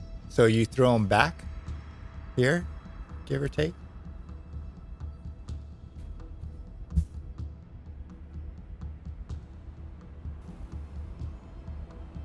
Try to throw him into the other guy. Try to throw him into this. Try to throw him into one of them. Okay, you could probably throw him into one. Or maybe this guy over here. Mark him again.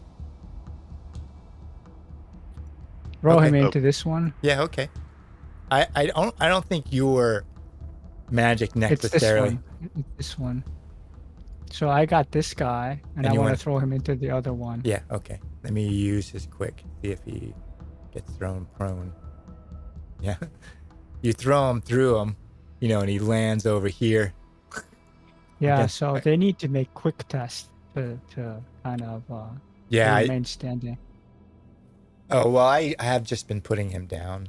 But I Okay, guess that's fine. That's fine. I'll take it. you didn't tell me exactly the rule, but when you threw them, I haven't been doing quick tests. So we're just, What about, did he hit the other guy? no, he missed. Uh, That was the quick test I rolled. Um, he missed the other one. That one just kind of adroitly kind of stepped away. Bo, you see them converge on Lear May. Master Emilio is throwing them off. You see them just lift off the ground and crash into the walls and, struggle up to a standing position. You probably hear some sort of fighting in the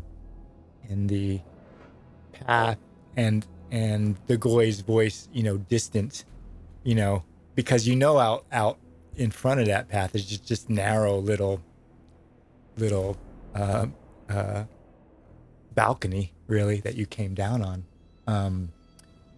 What does Bo do?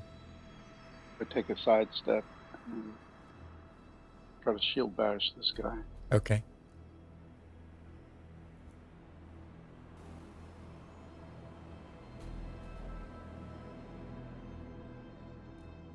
And That's you very good damage.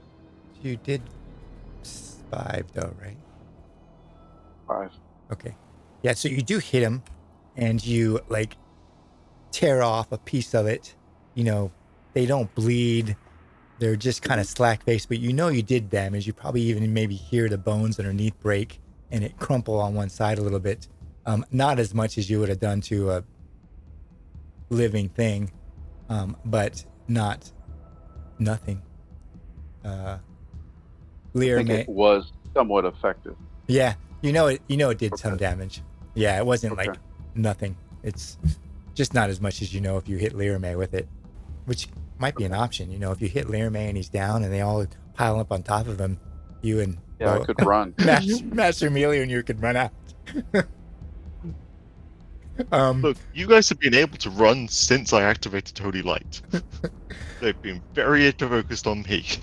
Yeah, they have. Lear May, what do you do? Mm-hmm. I start off with the standard turn starting Uh-huh. set, which is 6 damage to everything undead in the room. Okay.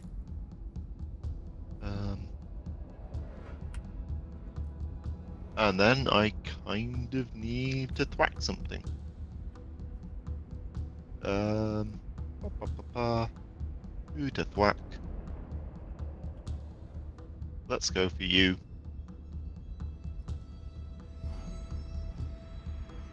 Let's see if I hit. I miss. Mhm. So the backswing. Yep. Which gives me none of normal damage and 9 points of holy damage. Whee! Okay. You just teeter him. Lear May just barely holding on. Just got it snapped up and just weaving. That one to the south. More. It's got more than 15 hit points. Yeah, they have quite a bit. The other ones have more. God. That's ridiculous. Yeah, no, I've been pumping out the damage. It's like they close in. I'm going to ask them a question. Do they fight through Master Emilio? Do they? Do they fight through the Master to get to Lero May? I'm just going to leave it 50-50, unsure. The answer is yes. Oh no. Run. Right. I'm going to make a quick test for this one just to see if he just stands up. Nope. So that one just has to take his full round action to stand. And Master Emilio, roll a 1d4.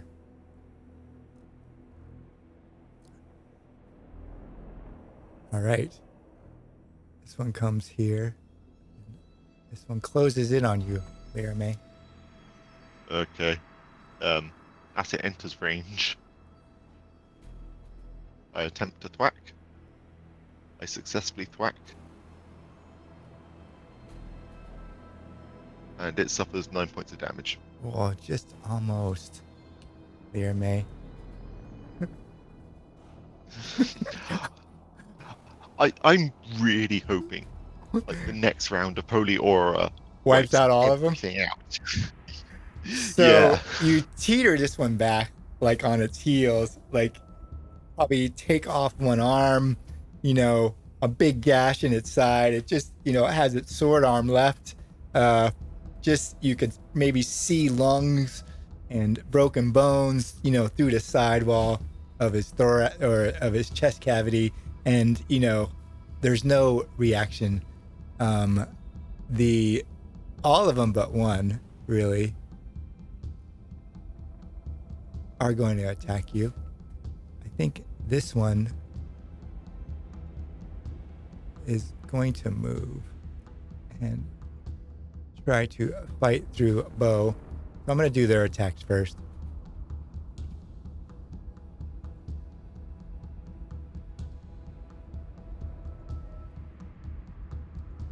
That one misses.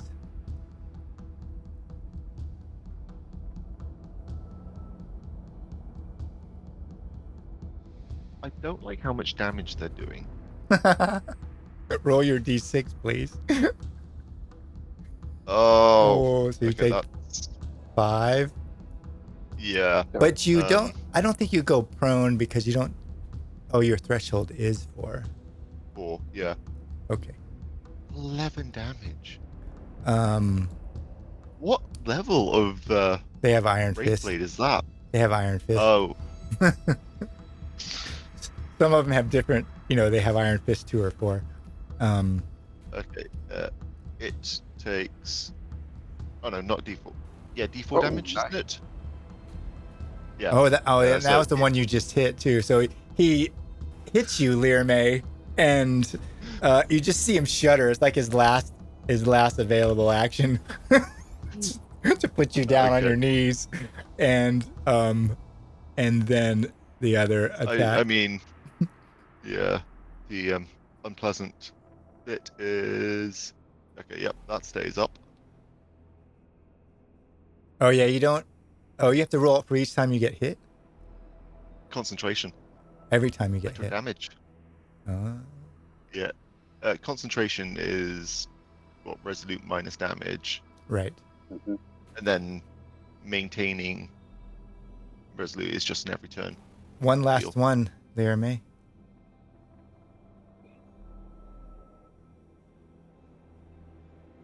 Nice. Phew. Phew. Bo, you're standing next to him. You just see him like on his knees and, get put down on his knees. And then you see this big figure loom over you and really is trying to fight to get through you to Laramie. I got to take that off.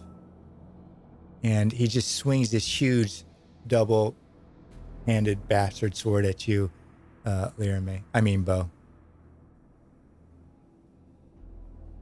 And you just miss it. This huge sword just goes over your head. Swoop. And probably because as he swings, Laramie gets hit down, and you see his whole attention kind of drop, and the sword just kind of misses you completely.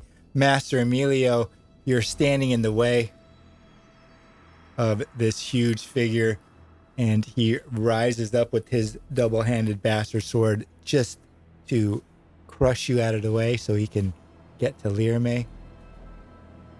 Oh, I gotta do this. What's Master Emilio thinking? What is he thinking? He thinks it's really terrible. Okay. Thinking of his last will and testament.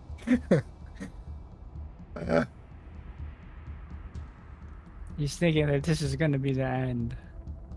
I don't know. He's been pretty effective. He just has to resist, Master Emilio. He just has to. Your mind throw is pretty good.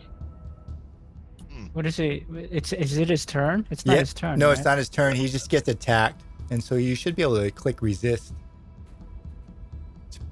There you go. Oof. Is that You. for your blessed shield? Yeah. or- So use your roll. Roll your blessed shield 1d6. Ooh. Nice. Nice. Oh, only two. Lovely. So you only take two. So you actually go He's not back. prone. Right. You actually go to. You just take two off your total. What was it before? How much did I take this battle? You took eight. You You just took- just then. You just took 8, but then the holy shield, you only take Yeah, I mean, 2. in this whole battle. That was it. You haven't been Oh, attacked. that was it. So it's 8. Right, It's eight. so- Oh, that's It's- pretty good. That's pretty good. It's Right. the only time you've been hit. Master Emilio, it's It takes D4 damage for attacking For- with shield, doesn't it? yeah. Do you want to roll a D4 as well, Emilio? It takes D4 damage. Yeah. Yes. Okay. I mean, between our two spells, that Ooh. might make a difference. We're just slugging it out, really. Oh, the whole group has made a difference. I mean, Master Emilio Yeah. took 3 assailants off him, and that could have been a bad idea. Oh, yeah, no, that... Reducing the number of people attacking us has been a huge benefit. Master Emilio, you feel the sword hit you, but it gets caught up in this nimbus that's around you that you know is from Bo. And but it does get through and kind of hits you on the side and draws blood, and you feel it kind of shift you a little bit. You're stuck between this figure and Lyra May. You got figures on your right and left. You hear Bo behind you. What does Master Emilio do? Okay. He's going to. He will mind throw this guy Okay. all the way across the room, all the way. So let's try that.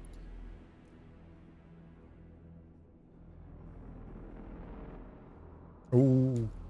Oh no! Yeah, first time he's failed. What happens, Master Emilio? Why is that? Let's see. This is not so. Could I? Yes, you could. Yeah. Let me just use an XP here. Okay. I hate using XP. Mm. Me too. Yeah, Right. But, you know. All right. Let's re-roll that. So what?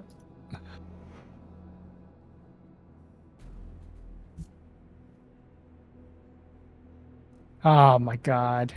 All right, that's it. All right.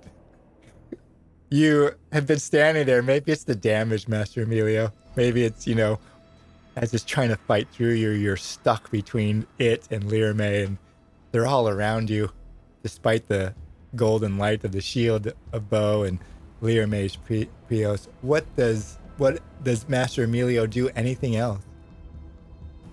There's not much he could do. He's stuck there. Okay. So you just stay in position. Yeah, I guess he stays in position. Okay. I mean, he might just take. He doesn't know about the others, right? Does he know the others are all attacking Liume? I think he knows that they're trying to fight through him to Yeah. to get to Lyra May. Bo, He knows that. yeah, Master Emilio knows that. Bo does too. He knows that the only reason he was even swung at was because he's standing in the way. Yeah, ever since Lero activated this holy aura, all of them have been looking at me, even Right. when they're not fighting me. Well, Emilio tries to be heroic. He just stands there, stands his ground. Just stays between it and Lyra May. Yeah, All right, he's Master gonna Emilio. Hope the other guys will finish off the fight. Yeah, you hear Malgomor's words in your ear. Make sure they don't get out of the forest, Master Emilio. Don't let them Well, return. he might not make it out himself. Right. Bo, you've been attacked by this one with this double-handed bastard sword. He's obviously trying to get through you to Learme. Learme's on his knees, and he's gonna have to decide what to do. What does Bo do? So the one to the west, I know I've done some damage to, Yes. and I know that the Holy Light has also done damage. Right. Like it probably looks tattered and teetering, whereas Okay, then I'll shield bash that one. Okay.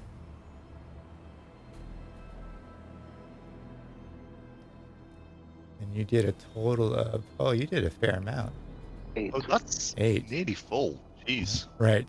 Yeah, you just shield bash him, and you see this small shield that you've thrown, come attached to it, and it just suddenly lights up around the edge, like a rim of light, almost like it catches some of the holy shield and pulls it off and rims it with light, and you shield bash this one, and it just crumples under the force of the shield. Does Bo do anything else? No. Okay. Stand my ground. Stand. Learme, you're on your knees. Mm-hmm. You have to decide what to do. All right. If you decide to stand and you roll quick and fail, then you take your whole action to stand. Yep. Okay. I've got my usual start of the turn shtick to go through. All right.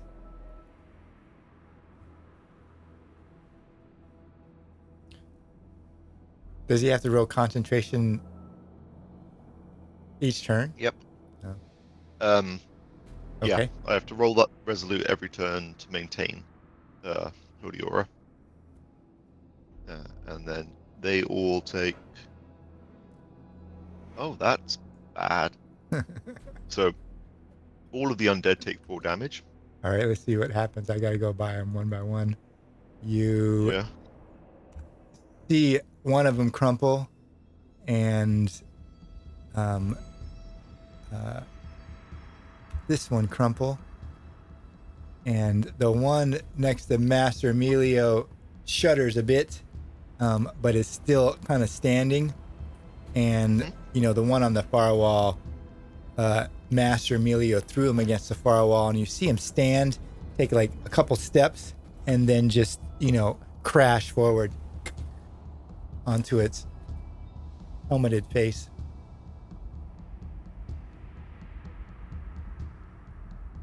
Okay. Well, I'm going to try and do a quick thing, but it's less important now.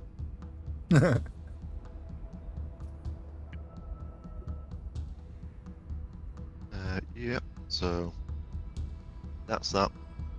And then I'm going to be tactical and spend my movement action walking over here.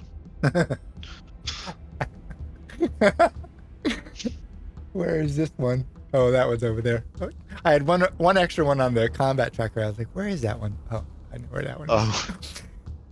So yeah, that's the one that got thrown away. You move away from Master Emilio and Bo, and yes, and Master Emilio, you just see them follow, like they break and move. They're gonna make it to Learme, but we get an attack. Yeah, you both get an attack of since they're moving at a melee. You both get to attack. Master Emilio, you get to attack the one on the bottom and here, but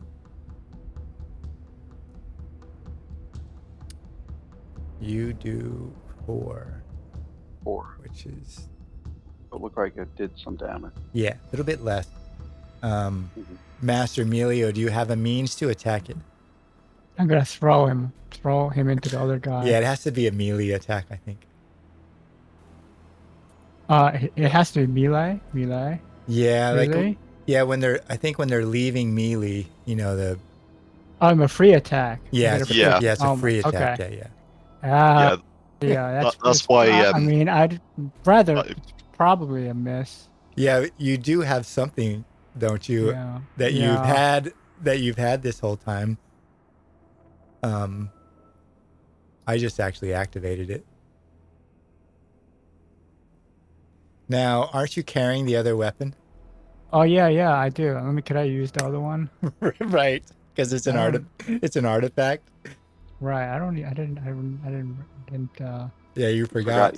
forgot. In the Master Emilio wouldn't probably rely on that, but he knows he has this artifact weapon.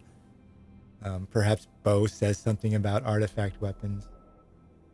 He still misses though. It doesn't matter. I mean, he can't. Right, and they just close on Lear May. Okay. Which one of them looks more hurt, just for the sake of my free attack? This one down here, by a smidgen. And then the Ooh. back swing.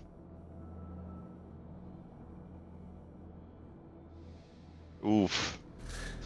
All right, Lear May. They both get to attack you. Lay into me. Yep. Here's the first one. I need to roll a 6. Oh, nice. That is okay. Only 1 point of damage. All right. I'm gonna. It takes 1 point of damage as well. Okay. Let me. Oh, I'm Very in a good. bad situation. You probably have to fix it because you took 6, but then it only took 5, so you should only took 1. You should. Yeah, oh, so you're I should be at 6 health. Yeah, I think so. Yeah. And So then I was down to 1, then I added. Yeah. right, and then the other one. Oof, you.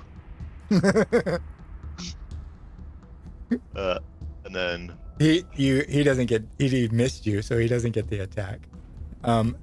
You see as this one hits you that the holy shield flares and it's blown back a little bit and rocked off its feet. Oh, you are just re-rolling to see if you. I think you just can hit your resolute. You just do resolute -1. yeah, but there's like a. It's just easier that way. Maintaining it. All right. It's just as complicated. Master Emilio, you are standing there near Bo. You see Lear May move and attract the two to him. You see the holy light of Bo's shield. You try to hit them with the Born Reaper axe. What do? Is you got this open space around you. Okay, so I'm just gonna throw the last guy. Yeah, maybe the guy. I'm just gonna try to throw the last one Okay. against the wall. All right. You mind throw him?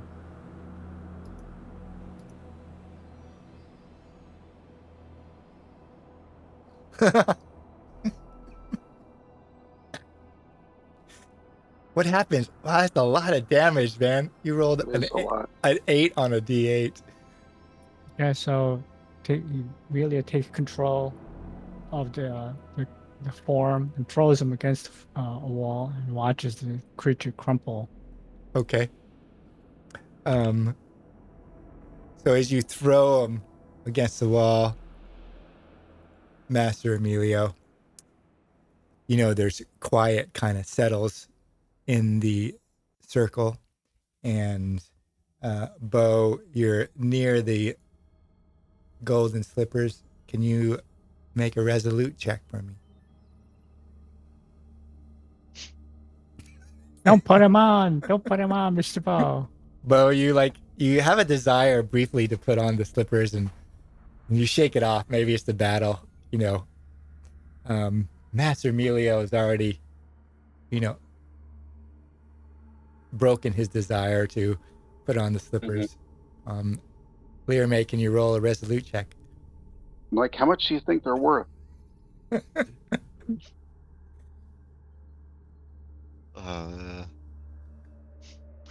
Nothing. Only Right. Prios has worth here. Yeah, right. Completely nothing, Lear May. Bo, you look at the golden slippers. Are you going to pick them up? He's tempted to, Okay. but he does not. All right. So what do you do as quiet settles and you just have this... Zero starts running down the corridor after the one Time to leave. was thrown at Decoy. Yeah, you make it out of... Leave. Master Emilio, Bo, and Lear May, you like bolt, you know, you hear the goy shouting, and then, damn it, Lana, I told you I would do it. I could have pushed him over the edge. And you just probably hear Lena snap. You know, you can't really tell what she says, but you know, hear grumbling from the goy, and you run out the path, out through the thing, and you see the goy looking over the edge, and he looks back at you with his sword drawn. He goes, "Gee, what was that thing? We just pushed it over the edge." Oh. Undead monstrosities. Only the light of Prios would have harmed it. So I can't believe we survived that. Those were really, really tough. Yeah, I thought you guys did a fantastic job. It was a group effort. Those were really tough monsters. I can't believe we lived. If we didn't have the combination of abilities that we had, we would not have survived. No, Yeah. I mean, they were very hard monsters. I didn't even look at your character sheets. You know, I don't generally like make stuff up like that. I just, you know, decide what Gene's out to kill us, man. Right? That's just ridiculous. What's gonna be in the room? And I have no idea your combination of skills would work that marvelously against them. I was pretty impressed. Like each one of you, like Bo, the Holy Shield was fantastic, was really important. And then you roll a 1, and Master Emilio throwing them around that new skill is crazy, because that made a big difference. He didn't get attacked 3 more times around. You know, you're throwing them around, and that was fantastic. And then Lear May's combination of adding the light was important, because he wasn't doing as much damage necessarily, you know, physically. The holy light with the Holy Shield and Master Emilio's throwing them just gave him enough room to survive long enough. Yeah, like the extra throwing them around, massively important crowd control, just gave us time to put out the damage. Yeah. So you exit the tunnel, find Degoy and Lena looking over the side, and they push that last person over and are just kind of looking at you, telling you how they couldn't really affect it. And then Lena kicked its feet out from underneath it, and Degoy, you know, rammed it over the side of the edge, you know, almost taking both of them over. And you're outside the arch where the shoes are in disarray because Lena and Degoy was fighting the thing on the outside as it came down the tunnel at them. You look back down the tunnel, and it's just dark, even as Lear May's mask looked down there. You haven't found any other entrances or exits except back up the ladder well. Would you do anything besides leave now that you're out the archway? Or do you have other plans? So there's no other unexplored places? Not that you can tell. Just the shoes, huh? Just the shoes. I mean, that might be treasure to some.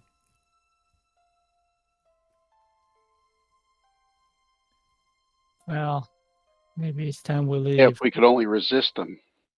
But they're so soft, Bo. They're just fantastic. And pretty and golden, right? Well, the ones back there are. The ones pair. Yeah. So Emilio needs to he's hopping along with one shoe. Well, Master Emilio, as you look around, you might be able to find a pair of shoes in the tumble that fit you. No, I think he just rushed out. You left your other play. shoes, but there are shoes in the front. The kind of common shoes. You left your other boots back. No, he'll just get out of there. Okay. It is winter. I guess he'll like improvise. All right. So you leave the complex and go back to the boats? Yes. All right. Bo and Learmay, do you have any additions? No. The quicker we get out of this death trap, the better. All right. Yep. There's only so many heretics you can kill in a day. So you leave the Black Leech Rift.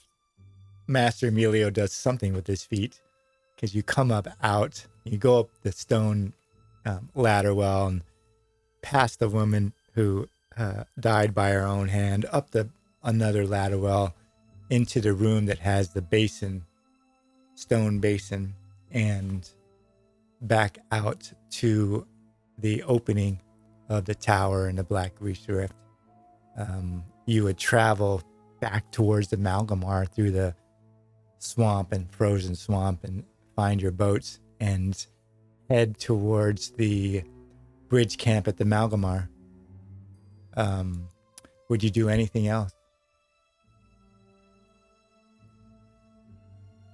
Try to get back to camp. Try to set up.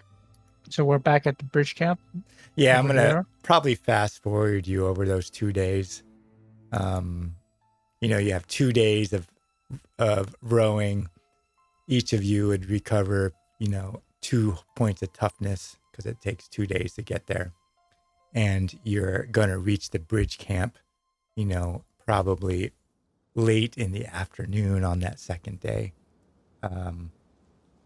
As you roll down the Malgomor, the bridge camp, you're in your canoes. Would you do anything specific except for, make the bridge camp and try to get warm? Well, maybe just set up camp for the night at the bridge camp. Yeah, I think it's just reached the bridge camp. Does the bridge camp have any shops? Because where we could replace like healing herbs or something? Because we burned all those resources. Yeah, actually, you get to the bridge camp and it's, almost getting towards midwinter, and you crawl out of your boats. It's cold. There's, snow, maybe an inch or two or, a couple centimeters on the ground.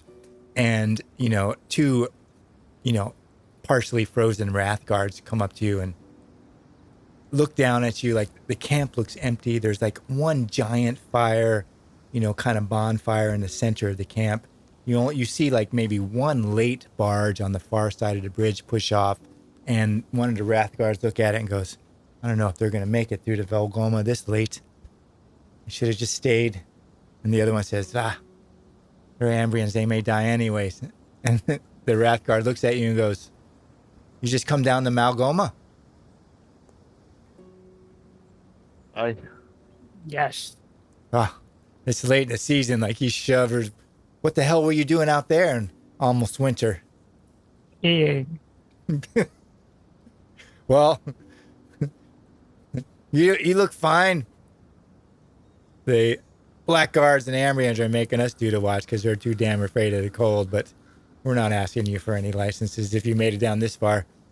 Not many people here, though. But, as long as you don't do anything stupid, it should be fine. And you realize that the camp is pretty empty. You see the bridge camp the camp before the bridge, and there's maybe one or two fires. There's very few tents that are usually here in spring. You see absolutely, few other people as you kind of walk up with the wrath guards, as they saw you come down the river and take your canoes up, and they kind of make small talk with you because they realize you're in barbarian canoes and talk about how you bought them and who you bought them for, and kind of raise an eyebrow. They might ask you some questions about where you've been, and you see a large fire kind of in the central of the camp, which is the only thing that's still kind of working at present. And you see obvious, Ambrians, a couple that look like black hooks, and others that just look like guardsmen, and they're just kind of huddled around the fire. There's about 6 of them, and then another figure that's kind of sitting close with a book open, kind of looks up at you and looks back down in his book and keeps writing. But you don't really see much else in the camp. It's pretty vacant in winter. What would you all do? Lork the player can't actually remember how we got these boats. Did we murder a bunch of barbarians and No, take their boats? No, we bought them, I thought. Yeah, you bought them. Okay. You traded for them. I was Yeah. like, I swear that we did get these legitimately, but it Yeah. would be out of character. Bo traded for him. I forget who else was with them. Okay, so we'll just set up camp, Yeah. just rest up for the night, and head out in the next morning. Yeah, so you're there. Yeah, Go ahead. as I mentioned before, like definitely before we break camp, Lyra would look to see if there's a way of restocking their healing supplies ahead of the journey. But Who does Lyra may ask?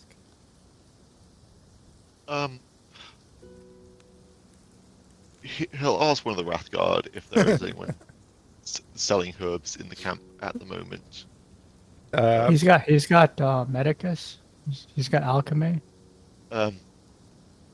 No, but everyone can use healing herbs. Medicus just lets you be better with them. He's got medicus. Not yet. No. But as I said, like everyone can use herbs to recover just like 1 point of toughness. Right. Which when Lyra goes down, that's all he needs. Right. 1 point of toughness. Anyone can, you've already done that. I think Master Emilio has shoved herbs in Lyra May's mouth to save him one time. Yeah, whilst we were in the tomb, it was like Emilio's action was reviving Lyra, and then Lyra's action was going down again. You asked one of the Wrathguards, who gives his name as Goriel, and Goriel looks at you, Lyra May, and he goes, "There's no one in camp, and I don't know if that crazy witch Baya is in her tent, but I guess you could seek her out. Her tent's usually on the edge of the forest." And he kind of gives you this leery look, like, but I don't know what's worse, Davokar or Baya, but I don't know if she's there this late. I haven't seen her about. That's the only person who sells herbs. Thank you. We are heading back to true civilization, but you never know what may befall you traveling through the forest. He, just shrugs off your comment about true civilization. He's a Wrathguard, and, He's a Wrathguard around the bridge camp. He is probably being passively insulted continuously. Yeah, it just doesn't faze him, really. Goriel just looks at you and says, and then really probably just turns away, like, yeah, he's not going to really answer any more questions. You want to be like that. Learman just kind of walks away from you. Try it out if you want, but don't blame me if she skins you. And, walks away from you. Would you... that would be witches for you. Lyra will go to this buyer and look for her and just... On your own? Well, kind of... I assume we're breaking camp today, and leaving. Oh, okay. So this is just like Like the next morning. around breakfast time. Yeah. Okay. Master Emilio, the man you saw that was with a book at the fire, um, uh,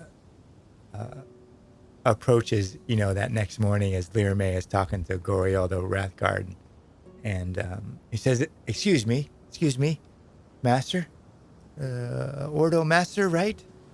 Yes, yes. Ah, yeah. I'm Ephraim, and you wouldn't happen to be heading towards Thistle Hold, would you?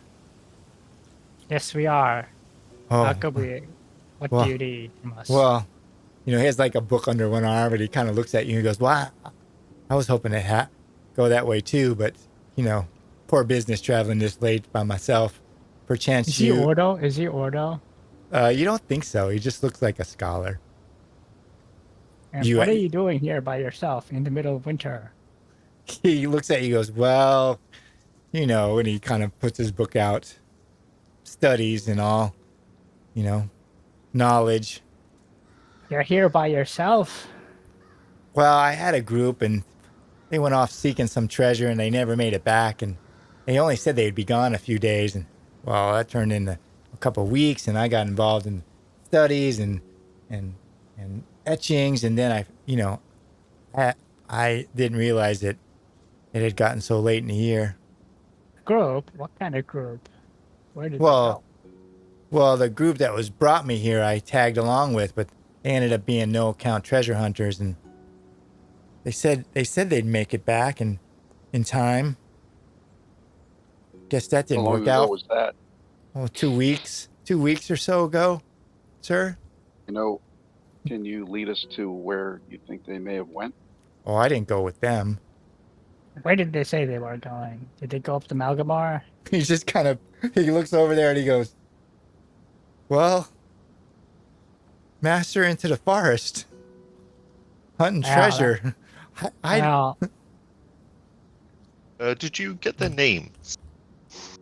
The names of the The group.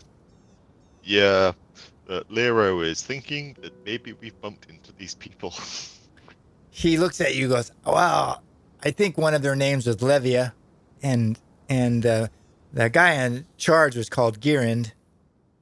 Well, the other ones didn't really talk to me much, and, well, most of them couldn't read.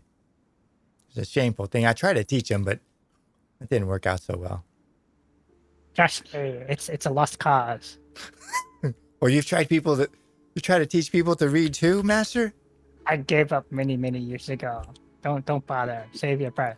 Oh, well, I don't know. So he's gonna try to get a description and see if any descriptions match with the people that the group that the party has encountered.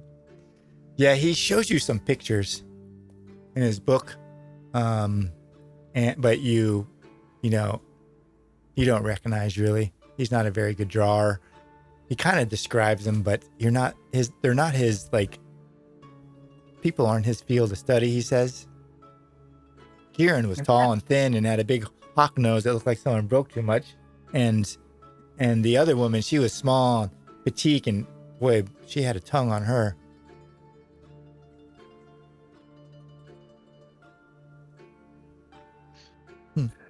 Okay, so we'll just set up camp and decide on this guy in the morning. Oh. So I should find you tomorrow and... Yes, talk to us. Find us in the morning. Find us in the morrow. All right. Make a cunning test at -3, Master Emilio.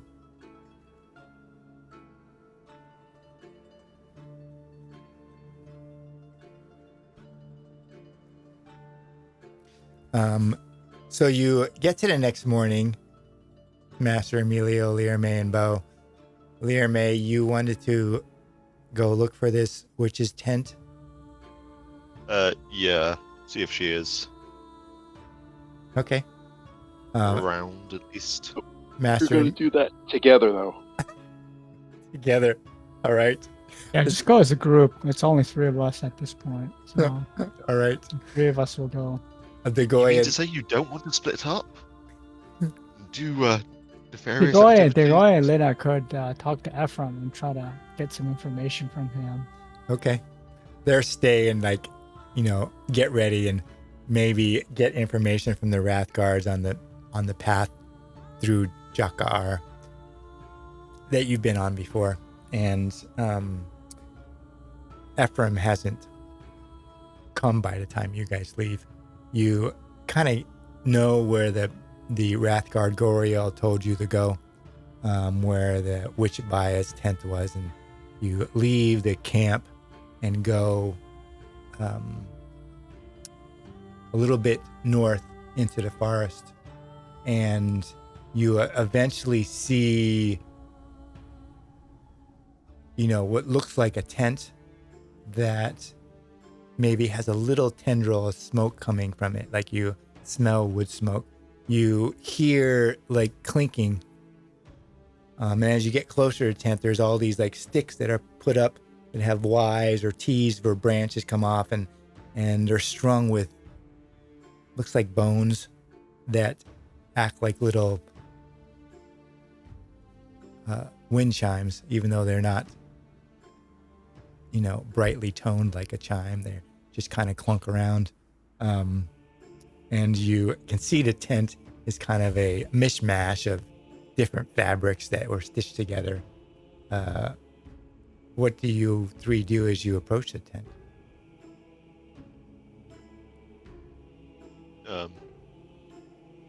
Lero will call out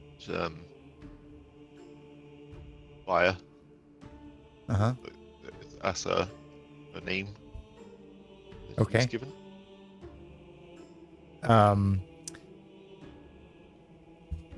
Whoops. So Yeah. it went black, huh? Darn it, Gene. Gotta fix that. Oh no, I said oh dear because you put some map in it. It's like it's just like, actually, it's just a picture of the Malgomor and the river itself. So you kind of tuck in and you see this tent and the kind of bone chimes, and you yell out, Lirame? Yeah. What do you say? Is this the tent of the witch buyer? We've been told from the bridge camp that you may have herbs for sale.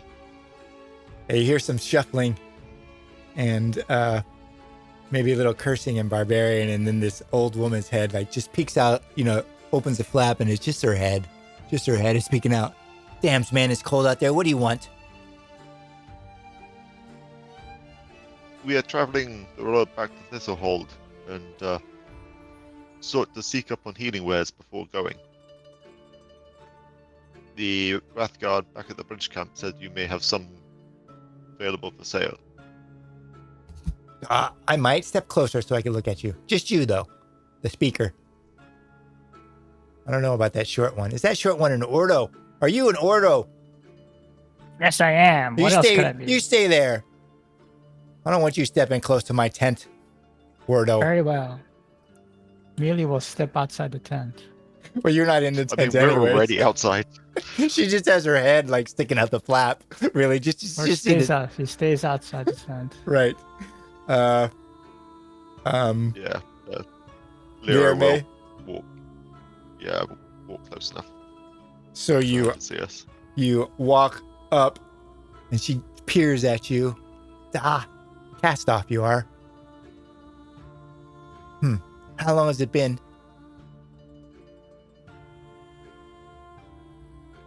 Since I started the show. Wow, that's a rough puberty, eh? Well, I might have some for you. So long as you don't share with that short man over there. I don't like Ordo much. But for your kind, I might give it. What's that other thing over there? The tall one. See, barbarian in Ambrian clothes or Ambrians in Ambrian clothes? Ambrian in Ambrian clothes. Is he like you too? He is true Ambrian. You want some herbs for what? Sleep? Healing. Healing. It's Hopefully, this late in winter? Where are you going with that? In the forest? we're returning actually. And, used up a lot of what we had. Oh, is it keep yourself alive? Yes. We had some unfortunate run-ins with denizens of the dark. You have to use it often then, huh? Feared for your lives? Maybe once or twice, but the light has guided us Well, it's safely cold. each time. It's cold and it's winter and you could die quick out there. Having herbal cures and stuff that can lift you up from the death. They're worth their weight. I got a couple. 10 thaler a piece.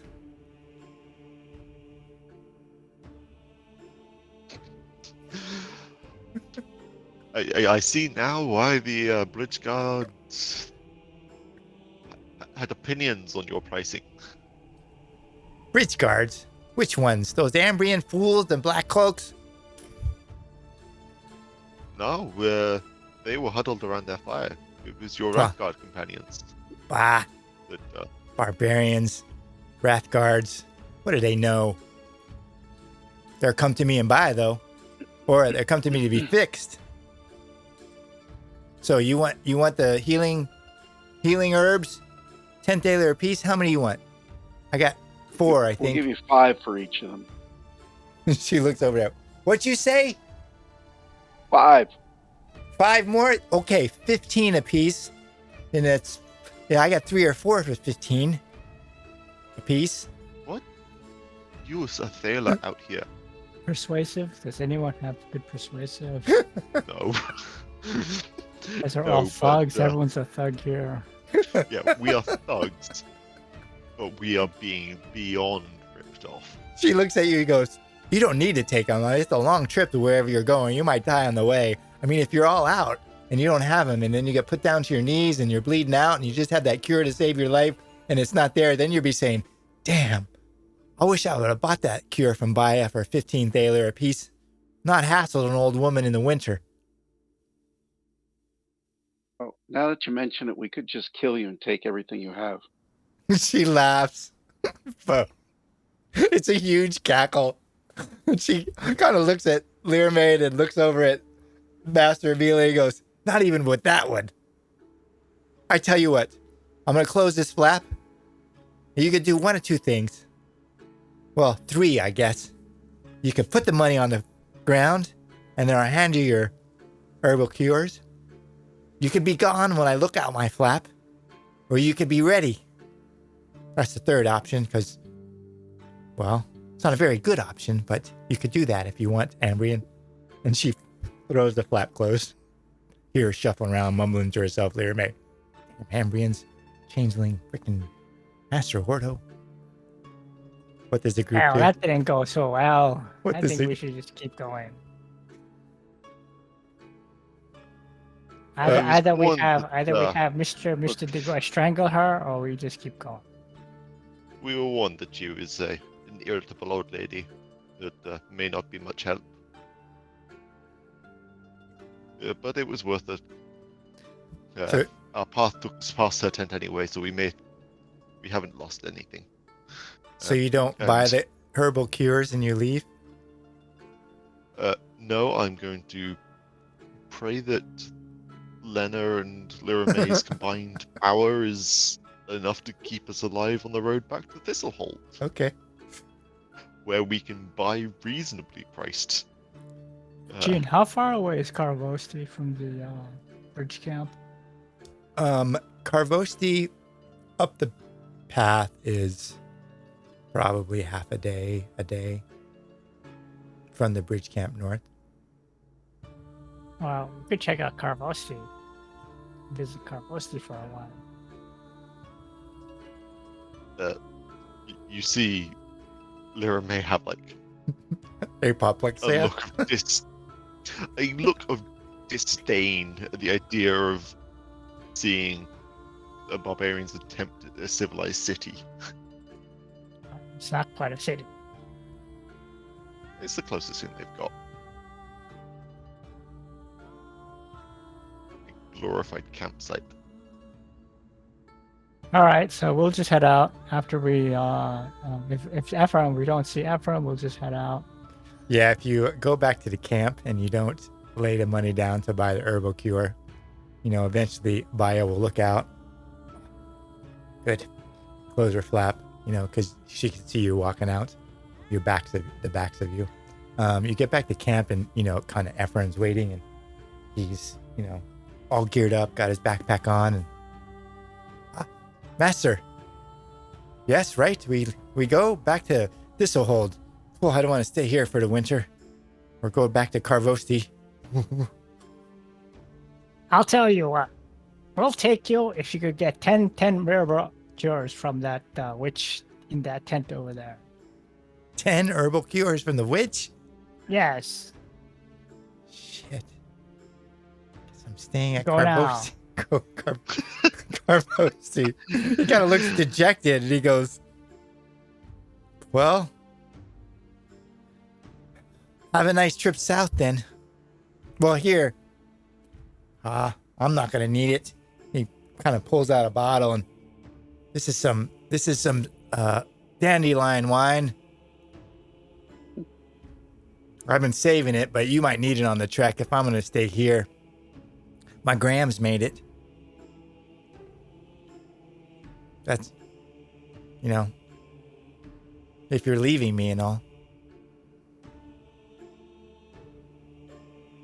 Okay, so we're heading out. Okay. You leave Ephraim there. Yes, we're leaving there. All right. You Don't take trust him. You take. Why don't you trust him? I've known. Why does Master Emilio not trust him? Things have been pretty dangerous so far, so. All right.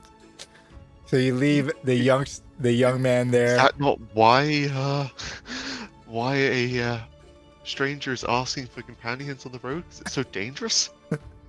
Yeah. All right. So you leave the ridge camp, and you go south. Right? Yes. Okay. Southward travel is going to take a little while. It's a Try to number stop at Jakar.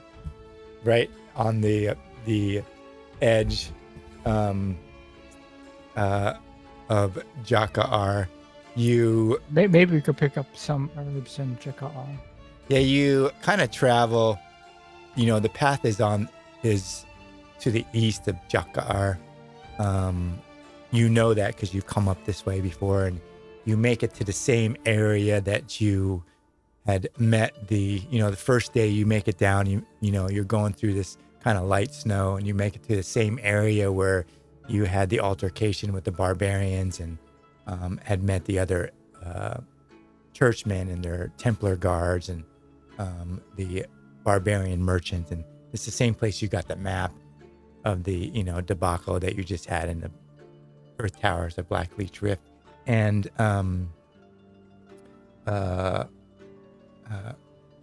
Master Emilio, make a vigilant roll.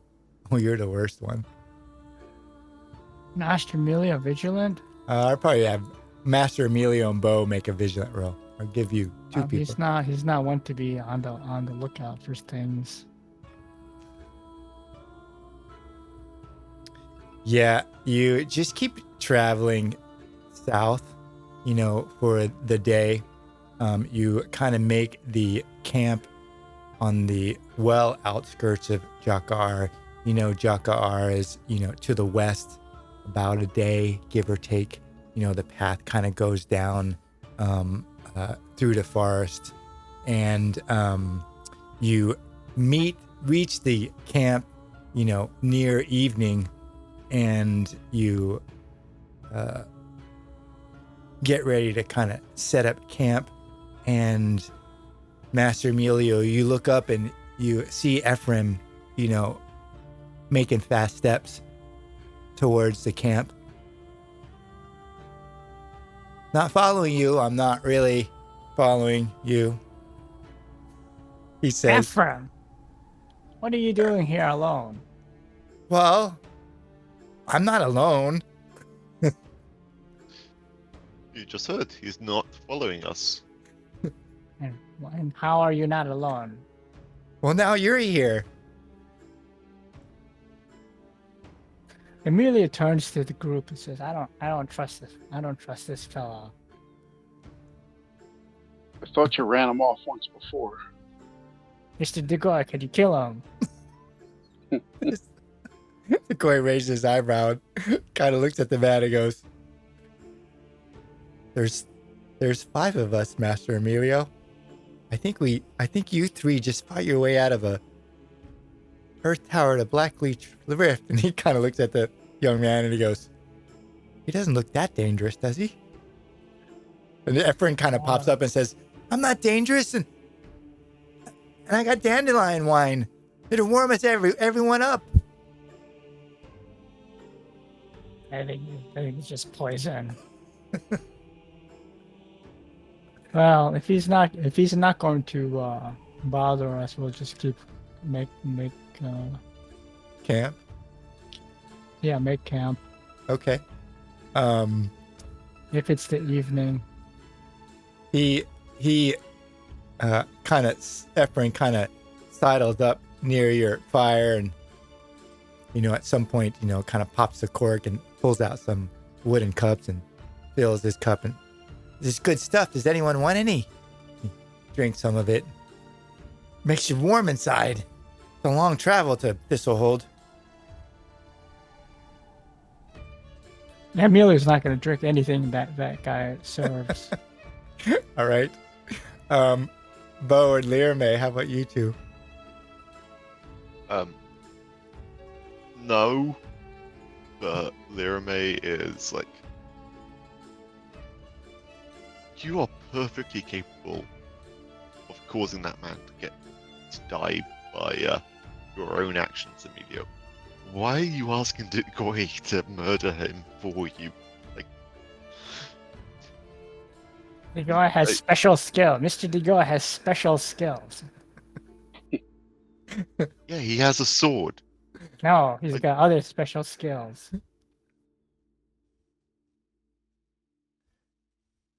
Anyways, so we'll set up camp. Emilio will just help set up camp for the evening and retire. Bo, do you take any offer of the dandelion wine? I don't. You don't. Let's see if Lena do. Lena, I leave that to fate. Amelia reminds the group, aside, last time we were befriended by some strangers. They tried to kill us. Ephraim hears you and goes, when was that? That sounds terrible. You be quiet over there.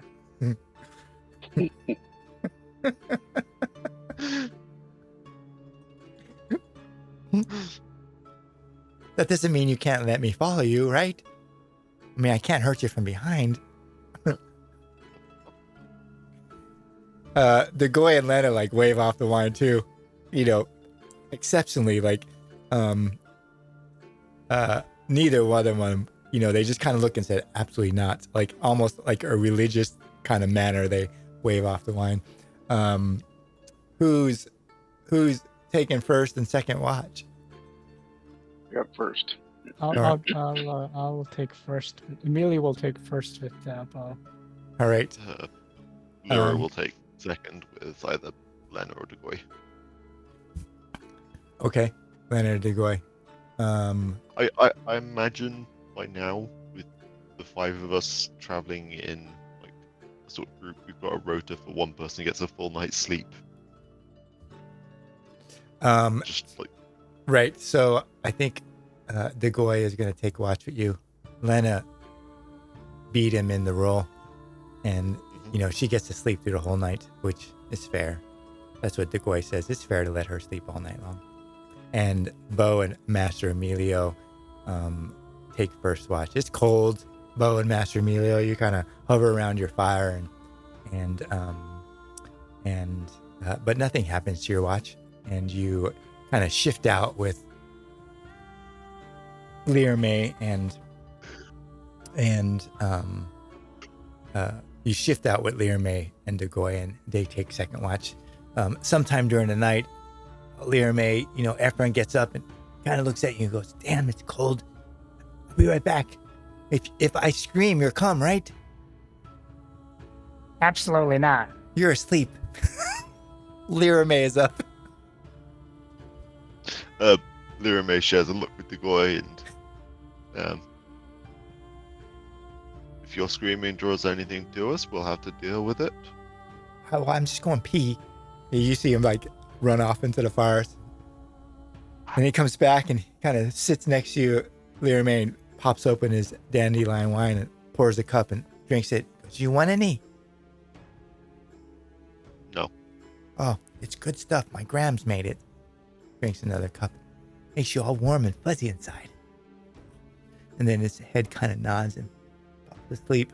And your night passes without evidence. And you continue to travel north. Nothing really happens on your travel north. Bo, Master Emilio, Learmay, you kind of go over the rocks and the giant rocks that you had to traverse over to Eonor, and you spend a couple days traveling through, light snow to the edge of Davokar, the southern edge that you're going to follow towards Thistle Hold. So I think if anyone needs it, which I don't expect, you would regain toughness on the route, which is about 4 days. But I think everyone's at full, right? Yeah. Okay. And I think if anyone wasn't at full already, Lena or Learmay would probably have cast lay on hands on them at some point earlier as well. Okay. You travel south. Ephraim, packs everything up each day and waits. Unless you let him travel with you, he waits until you start moving, and then you look back and he's maybe 100 yards behind you through the forest, just following you each and every day. He offers his dandelion wine and tries to make small talk with Master Emilio on the way, and travels south with you towards Thistle Hold. Do any of you engage him in any particular manner? No, but Learmay is under the impression that this man's pack is entirely bottles of wine, given how often he's drinking this stuff. Well, he has a pretty big pack, but he only really had 2, and none of you are drinking it, right? I mean, it's just him. He only has a cup in the evening and a cup in the morning. So it's not that much. And they're small wooden cups, really. Okay. So you keep Emilio is very annoyed by this man, by this hanger on, and he's vaguely considered of bending his mind and make him carry things. And make him do what? And make him carry things, carry the heavy gear. Carry all of your stuff? Do you do that? No, but he's entertaining the idea. He keeps casting him a black look every day. This man. Grouchy. He turns to the group and says, "This man talks too much and he drinks too much." You hit the southern edge of the forest, and then it's, a little bit easier traveling as you go west, and you see the western gate of Thistle Hold. It's late afternoon as you come to the western gate. There's not that many people trying to get in to the western gate, and you come to the western gate. Bo, Master Emilio, and Learmay, and You look behind you, and Ephraim's, a little ways back. And once they see the gate, he hurries up, to the end of your group, almost like he's kind of included in that group together. And you come to the western gate, and this kind of small guardsman at the front gate, he's got a helmet on and a cross nose piece and a sword at his side. And there's a couple other guardsmen milling behind him at the gate. He just said, "Hold. What's your business?" Returning from the Order expedition into the forest. And he looks at you and he looks at Bo, and his eyes narrow and says, "You can't come in. You're better off to go to the Blackmoor. Especially this one." He pokes Bo in the chest. "Don't you remember me?" Pokes him again. Guys, do we recognize him? Do we recognize this Master guy? Emilio has no idea who this guy is. Bo probably looks at him and realizes that he was the man pretending to be a guard at the tower of the Winter Wife, or, where they met the Winter Wife. If Bo remembers. What's the meaning of this? He kind of looks at you, and those are pretty thick glasses. You can't come in either.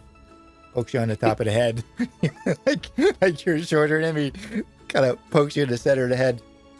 You might as well find a place to sleep with the goblins or Blackmoor. You're not coming in today. Especially not this one. Pokes Bo again. Didn't think I'd be a guardsman now, did you? Go on, move I on. don't think you're much of a guardsman anyway. Are there other guards? You're Is he the only still- guard there? Rather failing in your job. Is he the only guard? No? He puts his hand on the sword. "Excuse me?" Ephraim kind of comes up. "I'm not really with them. Can I come in?" And he kind of looks at Master Emilio, and Ephraim goes, "I'm not really with them." And he goes, "Well, it's too tailored to come in, sir." And Master Emilio pulls out his change purse and gives him 2 thaler, and he goes, "Thanks for nothing." He walks in through the western gate as you guys are standing out there. The man who's called Nefer looks at you and goes, Are you giving me trouble?" He says really loud, like the word trouble. "Trouble?" And then you kind of hear a couple other guardsmen, and this big kind of guardsman come over and goes, "What is this now? What is this, Nefer? What is going on here?" And he goes, "Them's trouble. I know them for poor, Captain." And the captain kind of looks at you and goes, "Who you be then? Speak up or back away. No trouble is wanted. There's not enough trouble for us guardsmen." He's a big burly dude with, a beard and small set eyes and a really small kind of gushy nose. Does anyone have good persuasive? No one has good persuasive either, right? Lero will step and go. Well, I mean, I Lero guess. Deputy of Captain Clay. We Kinda- met Nefer when he was assigned to one of the towers on the edge of the forest and had abandoned his post, and we embarrassed him into actually returning to Thistle Hold rather than running off. Kind of looks at I you. believe there is a case of bad blood between us. He looks at you and wrinkles his lips and looks over at Nefer. Then he looks back at Learman and he goes, "And who are these other 2? This is Bo. He also worked with me and Clay, and this is Master Emilio, an Ordo mage from the tower in, he's working with the tower in Thistle Hold, and we were hired to escort him to the dig site The up big- in the forest. The big man kind of We looks are at you. returning. "Clay, huh? And this one would be Bo? And this little man is a Master Ordo Master. Is that correct?" Yes, it is. What else could I be? "Oh, that's true. I mean, I don't know. You could work at the salons." And he gives a chuckle. Salons at I don't Symbaroum. think Emilio has much experience with hair. No, he kind of looks at you. "Hair? talking about the salons of Symbaroum. Symbaroum, you never been there? Oof. And he looks at Nefer. Emilio steps forward and says, "We're returning from an official Ordo expedition. If you talk to the people from the Ordo Magica, they'll be able to vouch for us." And he looks at you and goes, "Now step aside." "Well, if you were official, you'd have an official license." He does. So show him the paperwork. Emilio will show him all the paperwork. Emilio shows him the Ordo paperwork? Yes. Okay. Lero stands in the background as if, like, with a long-suffering expression that I hope these guards are familiar with. The image of, like, he takes yes, over. We have just spent a month or so with this imperious Ordo. He takes, grabs Master Emilio's paperwork and looks over it and goes, "What does this one say right here?" It says that we could get into Thistle Hold. Now step aside. He looks at it. Damn it. You see that, Nefer? That's the Master Ordo. That's the Ordo's emblem. Gives it back to you, and then he promptly smacks Nefer. Whack! No wonder Captain Marvello has you out here. You're never going to be a guardsman if you start messing around like this. You can't take your own personal life in here when you're at the guard. And he kind of looks at Master Emilio and he goes, "Well, I guess we have to let you in, but no trouble." Of course not, guardsmen. And try to get through, get back in. The big guardsman pushes Nefer aside. He seems disgusted, and Bo, Lirame, and Master Emilio go in, the western gate. They go through the western gate. It's late, going to be evening soon. So the question I have for you is, no one really knows you're back yet. What would your intentions be as you arrive late in the day? I'll try to get a room somewhere. So, maybe in one of the mid-tier inns. Okay. At least we have a place to stay. You would unless somebody has a home, unless someone here has a big No. mansion we could stay in. Oh, that's wishful thinking. No, Lero would let the party know that he intends on going to see Father Sarvallo. in his background. Sarvallo, yes. Okay. So you would find a place just to rest tonight, but not necessarily check in anywhere. Well, I mean, check in. Yeah, we have to stay for a while, right? No. The question was, does Master Emilio go immediately to the Ordo? Does It's late afternoon. How late is it? 45 minutes to sunset, roughly. Yeah, it's pretty late. So just check in somewhere. Okay. You'd report in tomorrow. Okay. Would be wanting to go speak to Mayor Nightpitch. Well, it's pretty late in the day, so maybe the next day. No, this is sort of a Bo and Lero were instructed by Nightpitch to go with you. That's part of the whole returning the crown thing. So this is more like once we've escorted the master to his inn and know that he's not going to Yeah, I don't think Master Nightpitch knew about I don't think Nightpitch knew about Master Emilio. He just knew the Ordo was sending people to... Right. He had no idea who Master Emilio was. Master Emilio weaseled his way in by subverting Marlame. But I don't think Mayor Nightpitch... He sent you on the mission with the crown, but he has no idea who Master Emilio is. Right. Yeah, but that's not a significant detail. Would Bo want to check with Nightpitch? immediately. I think we should. Okay. So you're going to find an inn, which, medium, moderate level, which, there's plenty necessarily, especially this time of year. There's not as many treasure hunters going.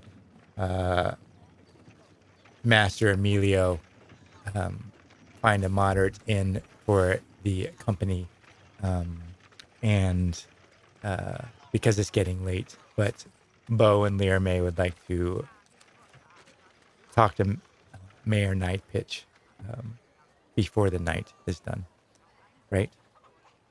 Yep. Okay. Yeah. So you kind of enter the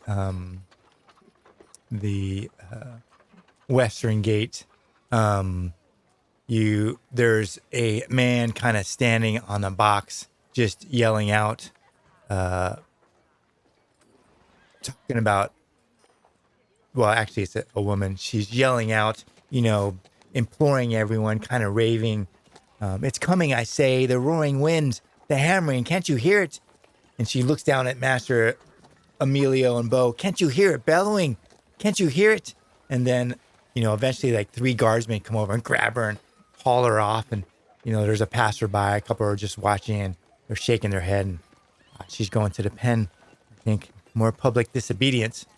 And looks at the master and more of that lady. Lately, hasn't there been?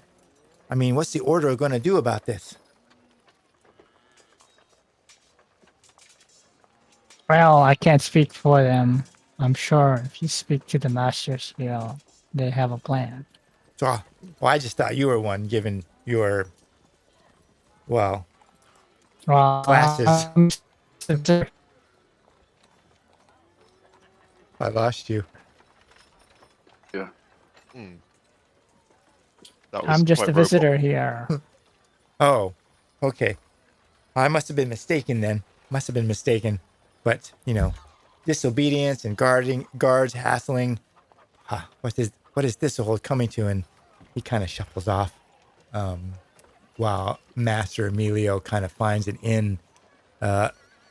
Bo and Lear May, what do you tell Master Emilio as you're kind of on the step of the inn and you found a place to stay?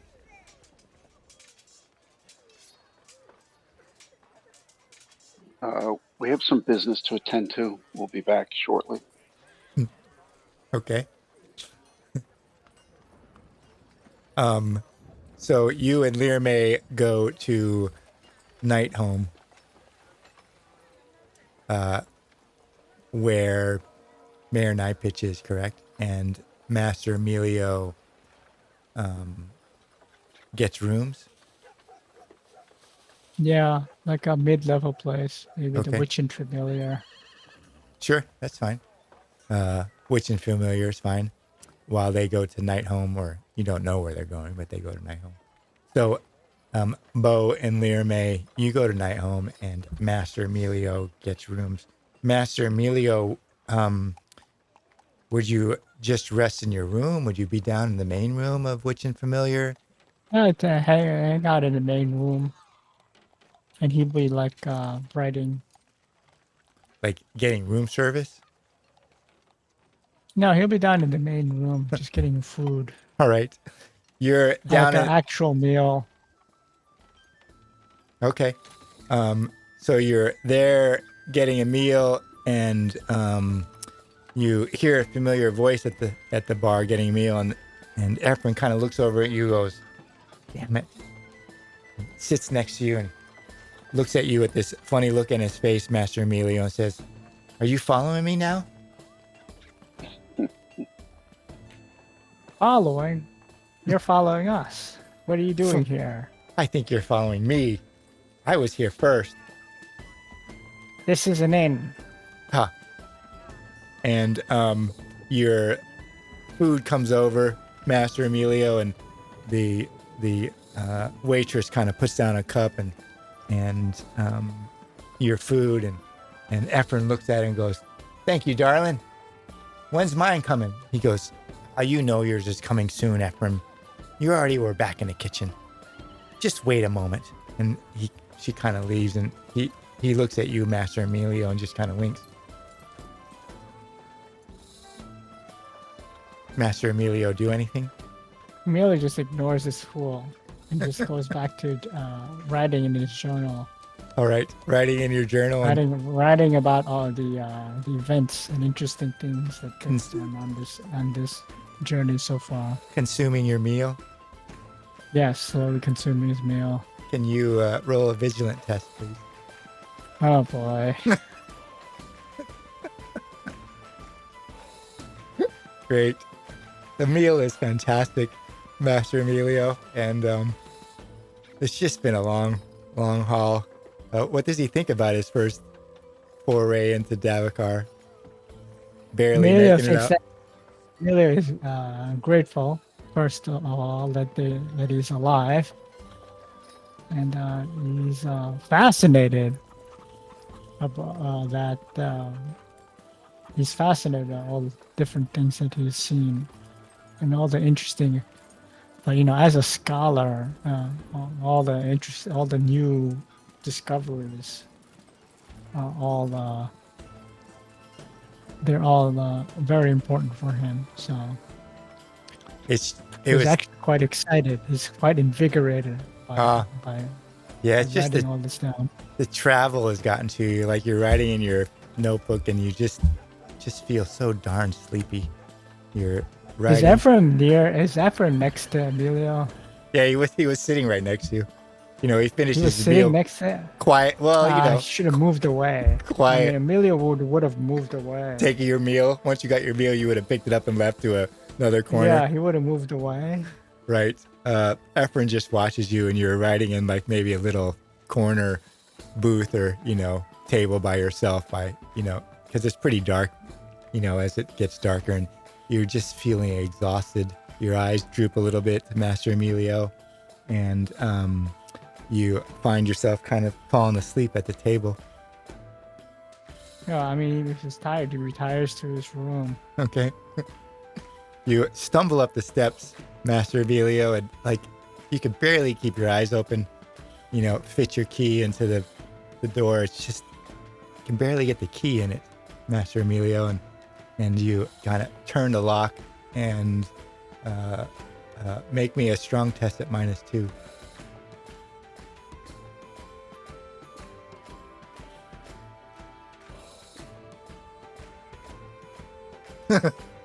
Failing everything today. Yeah, you barely get into the room, Master Emilio, and you like sit on the edge of the bed, and you're like trying to get your shoes off, but it's just so hard. And you just lay back, and you're out, completely asleep.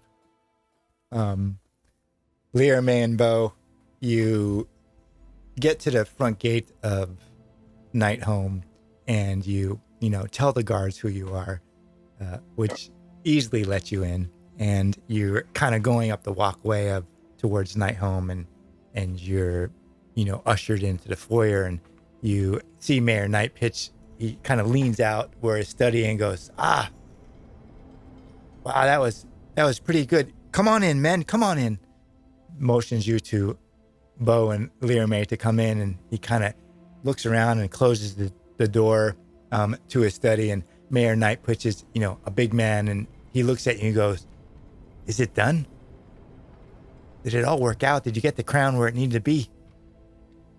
It is. Oh, thank Prios, and I'm no praying man. He looks kind of worn and tired, and was there much trouble? He asked. Lyra just sighs and goes, so much trouble.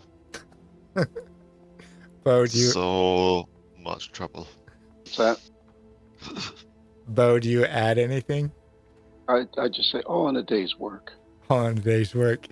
He I goes, sound confident, and I don't, no hesitation, and there's no hint of like anxiety or fear or stress. tries to play it off. downplay like it confidently. was no big deal. Yeah.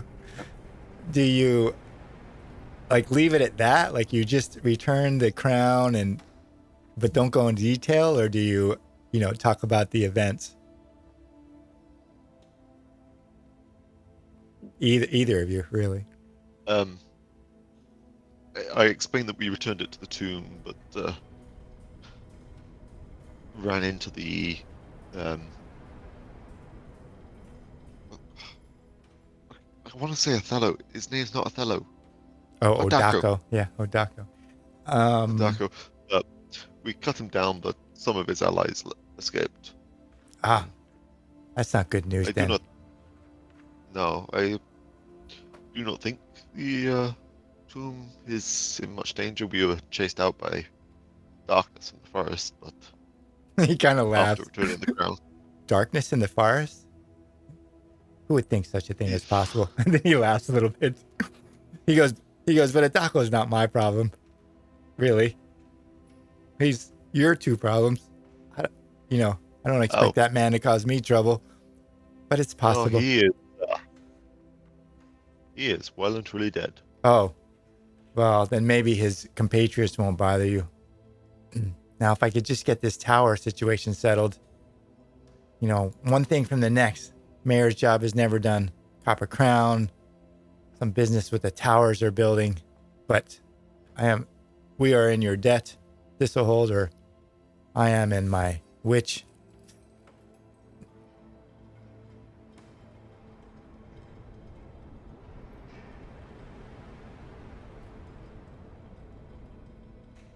Do you two say anything else? No, I think it was just like a case of letting you know it'd been successful and just Sure, glad. he, as he's leading you out, Bo and Lirame, he says, now just wait a minute. You two are at the tower, the new one they're building along the line of the forest. Yes. Anything out there I should know about? We haven't heard from the tower, and yes, there's a ruin near it which contains some trapped spirit. Calls herself the Winter Wife. Maybe that's why they lost so many men out there. Well, she was trying to tempt people into freeing her. Trying to do what? Tempt men into freeing her. Oh shit! You just hear him swear.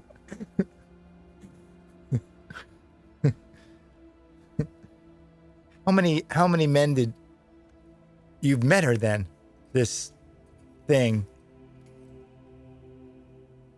The creature, yes. How many men do you think she has already?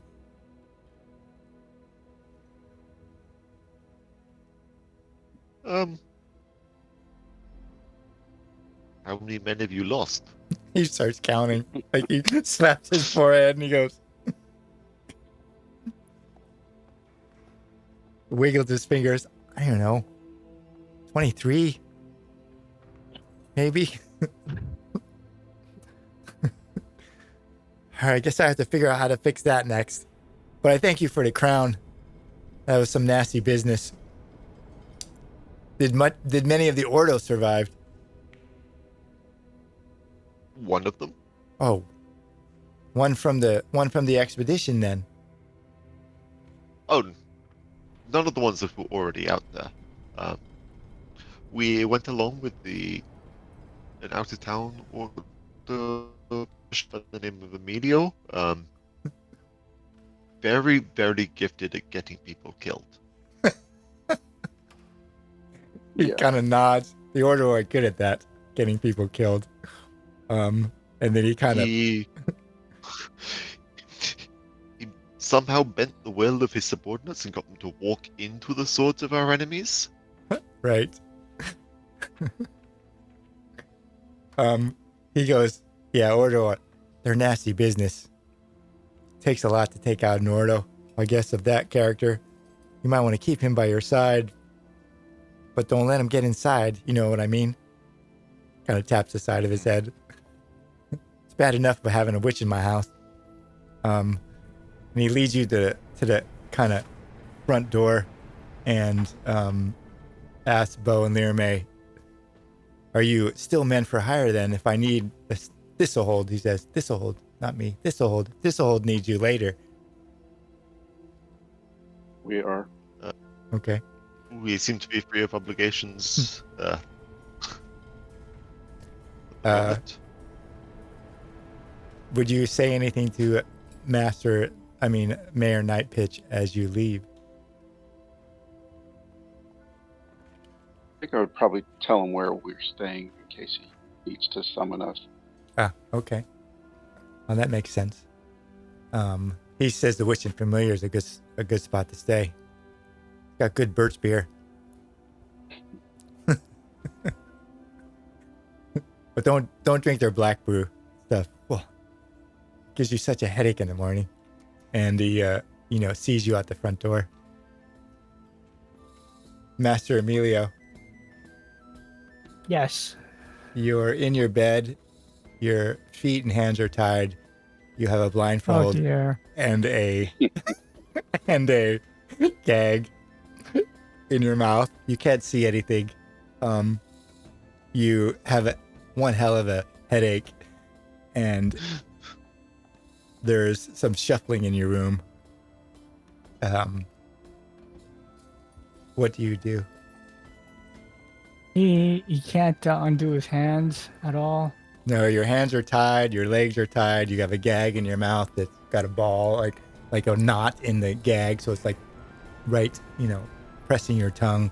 Your eyes are completely like, a big swash of something. You can't see anything.